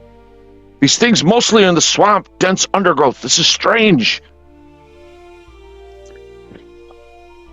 All right, next up, next round. I am not kidding. Oh, no. biscuits. Vrixis injures it, but then he goes up, back up high. And so it's going to lash out twice more upon the mighty Venric. Again, the first one's a miss. The first one is single digits every time. The second one is a 23. That's a hit. Oh my gourd. For 13 in the left leg, Venric, as it smashes into your leg, nearly crushing your knee. Oh my lord. She still stands, but he's injured. Venric goes down to one knee. Ugh! Next fastest, Druid. Okay. I don't know if this is going to do anything, but I am going to cast my new spell. I'm going to summon the Entlings and say, please, it won't listen. Can you help us?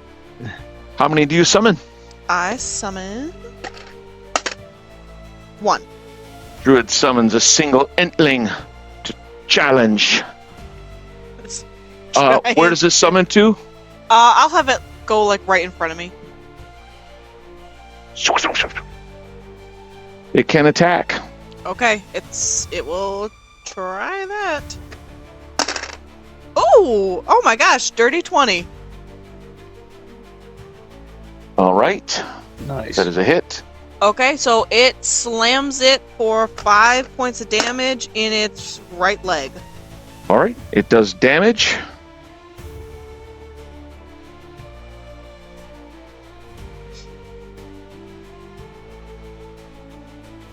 Okay. There's this thing you see as it reaches out, like it almost has like the sharp branches turn to claws at the end and slashes into this creature. Brother Bertram. Okay, Bertram's going to hold, but can he speak? Yes. Clay, move out of my way!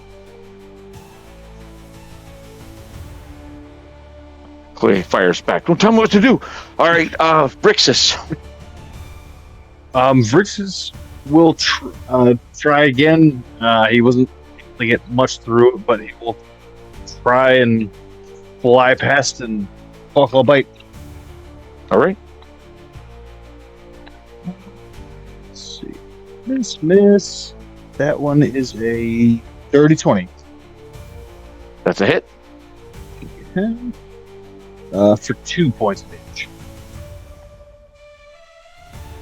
All right. Brixus goes in and slashes. God, I can't talk. Slashes with his claws. Celavis. Hey, Selvus is going to swing his silver short sword at this thing. Let's see. Nope, that's gonna miss. Squire Clay. Yes, Bertram. And he'll take a 5-foot slide back. But does he obey Bertram's orders? Does he want to just stab with that spear? I'll say in this case, he'll stab first and then slide back. Oh, Tacticles. He'll be like, okay, you say Tacticles? Yeah. That's a miss. But he All right. tried. He steps back. Take my turn. All right. Bertram goes. Behind Sir Venric and cast Cure Mod on him. Oh, fine. Argent Lord, aid this warrior. You will get 6 hit points back. Nice. Cleric and your healings and your such. Sir Venric. All right, Venric will take a swing. Oh, that is a 25 That is a hit. for 9 points of damage in the torso. Ooh.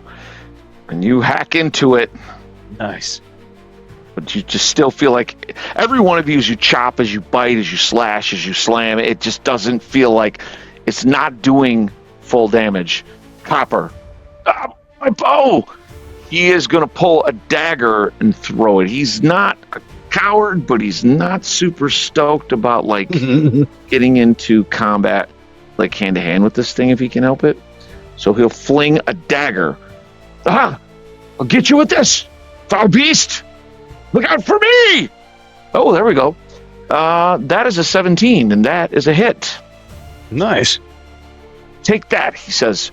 He's like, I hit it. Look, I hit it with my dagger. Good throw. He does what would Excellent. seem to be 6 points of damage, but we all know it's really not. Really good. It's really less than that. But, all right, next round. Ooh. You guys do see your chopping flecks of, organic material off of it. And more often now you are seeing, like, down into the fleshy. It's still plant matter, but it's more the fleshy material where this oozing dark green sap-like blood, perhaps it is flowing. You think you're actually damaging it more now? But it's hard to say. Celibus. All right. Solves is going to take another swing at this thing with a sword. Hopefully this time will hit. Nope, that was terrible. That's even worse than last time. Squire Clay. He's gonna hold. Okay. Clay holds his turn. Next fastest, which we know is the druid. Okay. I'm gonna say, Copper, heads up, and I'm going to toss my bow to him Ooh. and pull my sword. He says, I'm not worthy. Drop it. No. Thank you. So that's all I can do. I throw it and I pull my sword. But the Ent is gonna try and gash this thing, and Ruathane's gonna try to gore. I'll say Ruthane can attack, correct? Yeah. Yep. So they're both gonna go. So the Ent 13, which is a miss, I know. And then Ruathane, he's gonna try and gore it. He hit a 19. Oh, Nice. That is a hit. He does 5 points of damage in its right leg. Again, you do some damage. It's not what should be, but you guys are chipping into this thing now. Vrixis. All right. Vrixis is going to do another dive bomb. Claw bite. Try nickel and dime. Nope, none of those hit. It was just too thick of vines. Copper will gratefully take the bow. Thank you. He fires and misses, but he does have a bow again. Yeah. Ooh, it's so sad. It is going to not concentrate because so many have just hit it. So 1, 2, 3, 4, 5, 6. Roll 2d6, and those two are getting the attacks.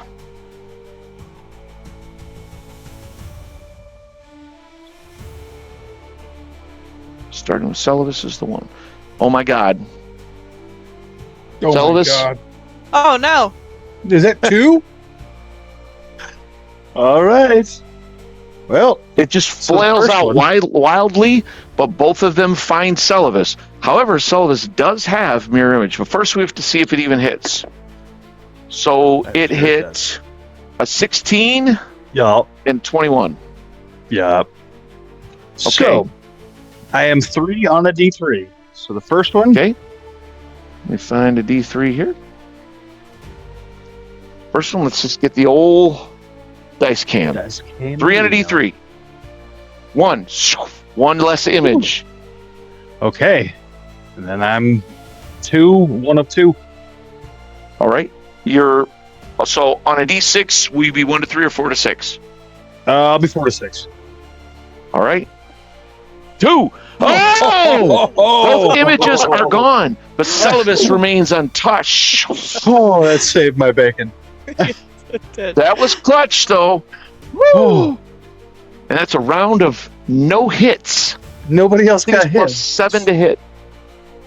And no one else got hit. Ooh, Brother Bertram. I thought there was a bunch more enemies attacking. Oh man, I'm gonna It cast did. another cure mod on Sir Venric. Can I see that? It's all right. Cast Oh him out. my! You get 4 hit points back. No! No! The curse is extended. The Wrath of Malik is real. What the? It's true. I forgot about the curse of Malik. Thank Curse you, of Celibus. Malak be darned it! I'm way too many notes. Hold on a sec, I gotta do something. Are your dice in the I need snow? different dice. I think he's throwing dice into the furnace. Looks like he's. This is bullcrap. One moment. Oh,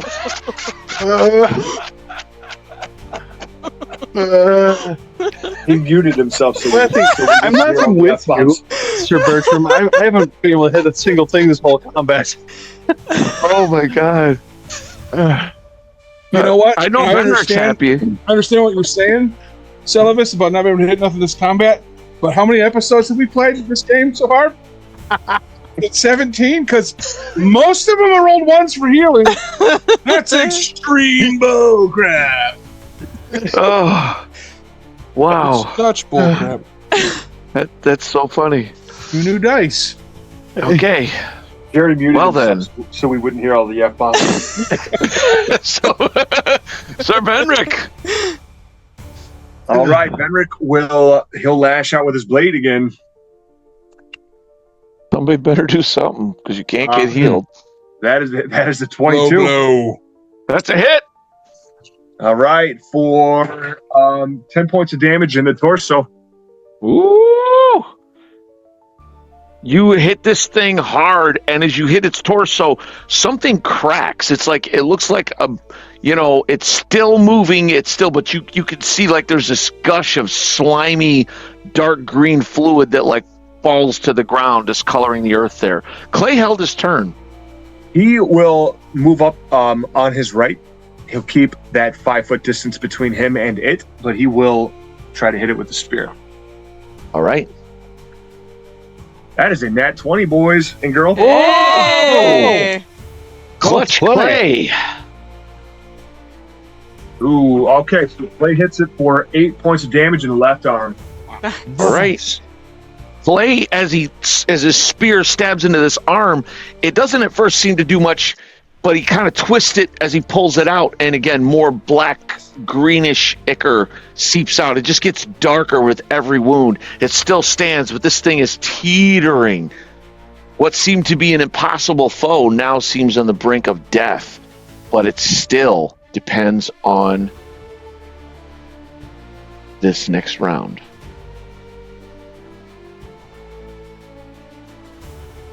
Ellen. Okay. The Ent is gonna. Nope, it misses terribly. Ruthane's gonna attempt to gore it. No, also no. And then I'm gonna try and hack at it with my sword. Come on! No! Oh my god. Nope. Missing terribly. Every one of us. Brother Bertram. Yes, cure light wounds on Sir Benrick. Don't roll a one. It would be terrible. Watch, he's going to roll max on this one. Roll the 1. Oh my God! What are the odds? Who said you don't roll 1? God, 2 hit points, man. Oh my God, Bertram! Oh God. What the actual heck, man? He's renouncing his faith. He just doesn't realize it. No. Just give me a second here. Who needs crunches? I just.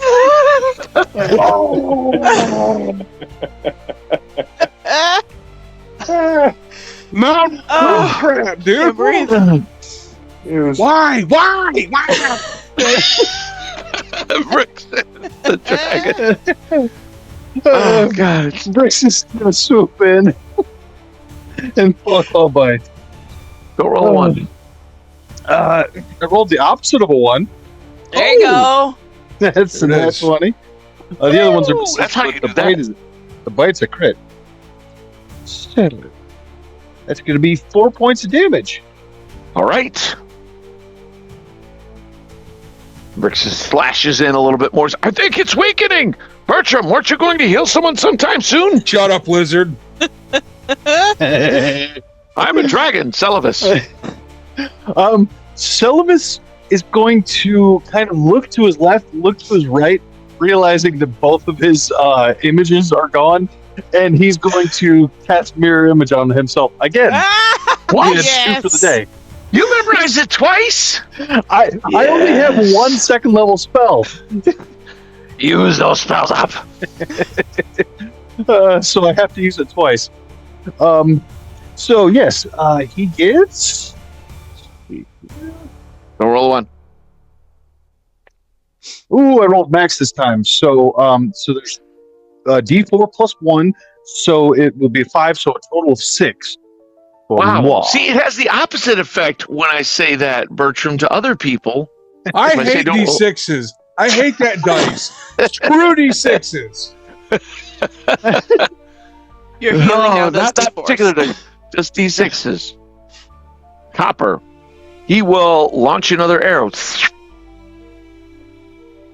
He will miss, is what he will do, because he's like, I prefer small targets to large, easily hittable ones by It's normal a different people with bow. regular The eyes. grip's in a different place. He's unused to it. Exactly. Thank you, my lady, for making the excuse. Hey, Okay, Clay will attack again.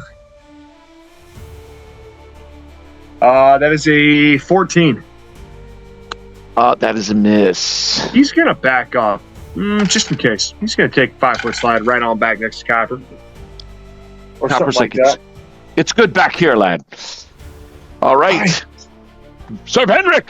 All right, Venric will swing with the true steel. That is a 19 That's a hit. for 10 points in the torso. Oh, this thing is wobbling. You hack again. You've found this spot on its side, and Benrick, every time it whirls and twists like a mad tree in the wind, you just wait and you step forward and lash out, hitting this, and you're sure you've almost dropped it, but it's still moving, and it's still its turn, and it is still. Aelwyn did get one thing right. It is the Guardian, and it will swing. It has 2 targets. Same thing. I'm gonna roll 2d6. Celovis, starting with you, you're 1, and then going clockwise. So get Now the another 6 of me poking at it. But instead of you, it goes for number 3 and number 4, which would be going to Venric and the Entling. Have both fended it. The Entling is a summoned creature, so that's one of the better things you could have. So Venric, you're red. Okay, so the Entling, it only hit a 9. That's a miss. Venric, it hits an 18. Ooh, that's a miss. Venric's shield throws up in front of wham. It drives you back a step, but hold firm, clanging off of your shield. Well done. Woo! This thing is wobbling. You can see it's leaking this fluid all over the ground.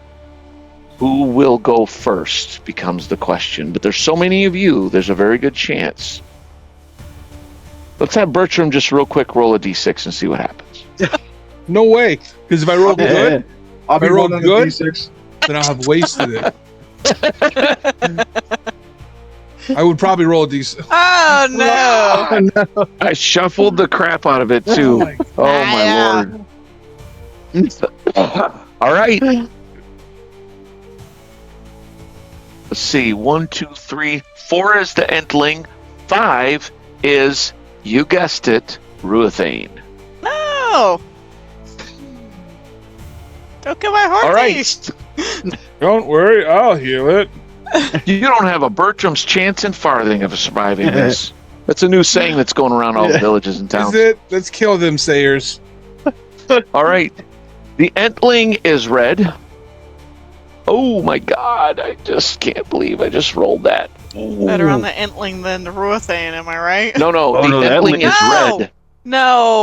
No, I'm pretty sure you said that. I see how you flipped that automatically, but I said the Entling is red. Sorry, little tree. Nice try. So on the Entling, that was a 15. That's a hit. Okay. And that was a, at 20 on old Ruthane. So Entling takes 13 points of damage. God, night nurse. Oh yeah, it collapses into splinters. As it does, it drops, and it's almost like it just instantly soaks into the ground and is gone. Ruthane, this damage will be doubled, so I'm going to get good old dice cam. Kabam! Oh my god. For 22 points of damage. Oh dear God, he collapses. As this fist slams into Ruathane's right foreleg. As I say these things, sometimes you guys should keep track. So this Ruthane's leg snaps. Well, I don't know. I don't know what he dropped to. It snaps or buckles. We don't know yet. We'll find out. Okay. All right. Meanwhile, Copper, he didn't really see that from where he's at. He's gonna. I think I got it. I think I got it now. Oh! But look out, Copper with the nat 20. I don't know if you can see that on that die. Nice. That's a nat 20 for Copper.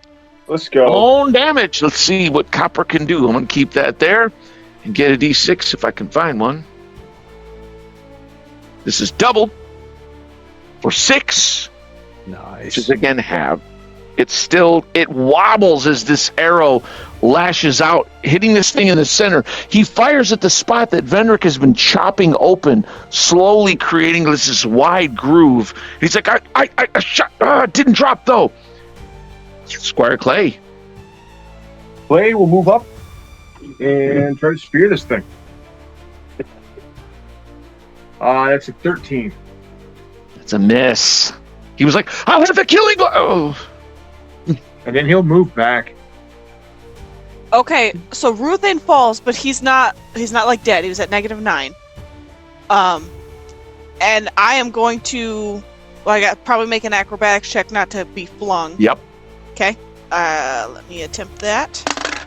Oh my god. That's a 7. Oh. Okay.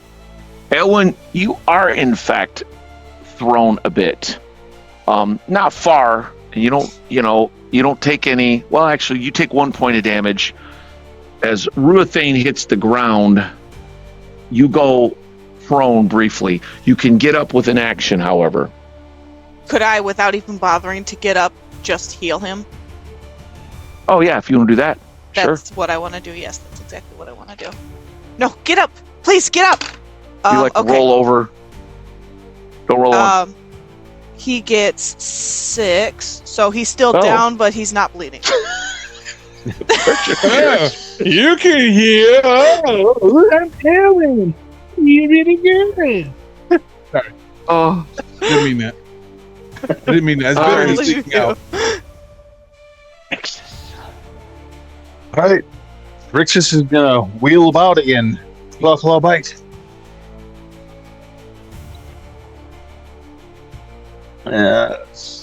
Miss. That's a 15 and a 17. the 17 hits. Okay. That's for 3 points of damage. And again, he damages it, but it's just his claws and bite. They're just tiny compared to the mass of this thing. Yeah. Celibus. All right. Selvus is going to swing on this thing. Hopefully he can hit. There we go. That's better. That is a 17 to hit. That's a hit. Okay, for 7 points of damage in the torso. So Celibus, you have seen where Venric has widened this cut open. You step forward and slam your blade deep into this torso, and all of a sudden this thing goes, and it just collapses. And as it falls, these vines almost blacken the earth, and it almost just looks like a pile of plant matter rather than something that has limbs and has a humanoid shape. And the shambling mound is no more. What the heck? Well, guys, that was a bad judgment call on my part. Sorry. Hey, no worries. We're all suffering right now. I'm gonna attempt to get Ruthane back on his feet. Let me give him another Cure Light. Here I thought I was getting ready to kill another mount. Yeah, I know you were trying. Close. Okay, that brings him to 0, and then I got a poultice. that takes a hot minute. So I'm gonna give him one of my potions. Okay, drink it. Can you just drink it, please, Ruthane? Oh my god. It's like a little kid with medicine. He keeps running away. She's trying to shove his mouth open. So okay, she gives him a potion. Oh, max. Okay, so that puts him at Oh, not max, actually. So that puts him at 6. Okay, so he, he gets back on his legs. All right. Ruthane Uh, arises. Benrick will stretch. Oh, that thing hit like a 12-pound stone. Thanks for the healing, Bertram. Yeah, so welcome. I'm glad that it helped you. What up? What are you at, Sir Benrick? 16 of 29. I should probably heal you some more. Is anyone else hurt? Ruthane is hurt. Ruathane's hurt. Venrick's hurt. What about you, Celibus? Luckily, I didn't get touched. Okay. Well, Which one of you Just is did their job. Yeah. There's still 6 of me right now. Benrick Like turns, dizzying he's like to look talking at. to the wrong one. One He's like, each one of them, they all do the same hand gestures, so that all of us at the same time are turning and talking to the same person and making all the same hand gestures. So it's pretty disconcerting. hey, I'm going to use a healing hands on you, Sir Venrick. Ooh, that's going to be for 7. Hey! Yeah, that works good. Nice. That works good. Just give me 2d4s instead of 1d6, and I'm happy. It's not. I got no numerical value extra. Nothing. What does that bring you to? 23 of 29. I'm good. Okay, I will go over to Ruathane and use another healing hands on him. And that'll give you 4. Okay. And I have one more that I'll do on Ruathane as well. He's at 10 of 18, so he's doing okay. Okay, well then I'll do that on myself. That'll give me 5 back. But I got Oh, yeah. What? You got hit, too. Yeah. Oh yeah, it sucked. That thing was freaking dangerous, man. Yeah, you did a lot. Yeah. Yeah. Okay, Well, we've cleansed it. Let's go. got done.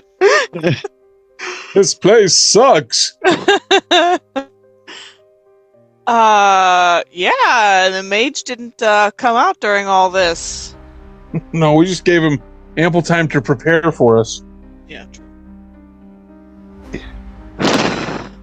Well, feel really dumb talking to that thing, but oh well, live with it. I don't think it was a dumb move. I think that. How can you know? Now we know. Trees are evil. We kill them all. Wait a minute, that's not the lesson I want And you to healing take. doesn't work in the woods. And that's why the perpetuating thing of humans burning down the forest started. Yeah. Right. Right. Some of them just kill you. Because of Bertram's. Seriously, Well, though, what do you guys want to do? I mean, this is the tower thing. We should look around it and see if we can. Be a good idea. Let's do that. You guys, the overview again. I say that statue looks promising. Yeah. Oh, real quick, I just want to run over to that tree and pull down the flet, so in case we have to run, that I don't forget it. It's gone. Oh wait, no, it's there. Right. Put it back You in you full touch the trunk and you see the end rope come out, and it's almost at your will. You realize you don't even have to do anything in particular. As you think that you want the whole thing in your possession, it comes down into the size of a handful of thin silk ropes, and you're able to put it right back into the bag. Okay. Well, yeah, let's go look at the statue and everything. All right. You guys get close to the center tower. Excuse me. You can see, as you get closer, the building has stairs that go up to essentially a broken upper floor. You look, there doesn't seem to be anything up there. As you see, 2/3 of the main floor around is there, but there's nothing. There's just fallen stones. But as you're looking at this statue, it seems remarkably preserved. And there is elven script upon the base of the statue, which appears to be an elven woman wearing a robe and a sword with a book in her offhand. The book is not open where you can read anything, but there's an inscription on the base in elven. I read it. It says here at the Pale Tower, knowledge is both king and queen, and all must bow before it. And I relay that to the others. Wow. Bertram bows, and the statue slides away. Well done, Bertram. Very nice. Nice. Yes, I'm useful. Keep me alive. As the statue slides away, you can see a set of graceful stone stairs curving down into the darkness. Wow. And there, I think, is where we shall call it.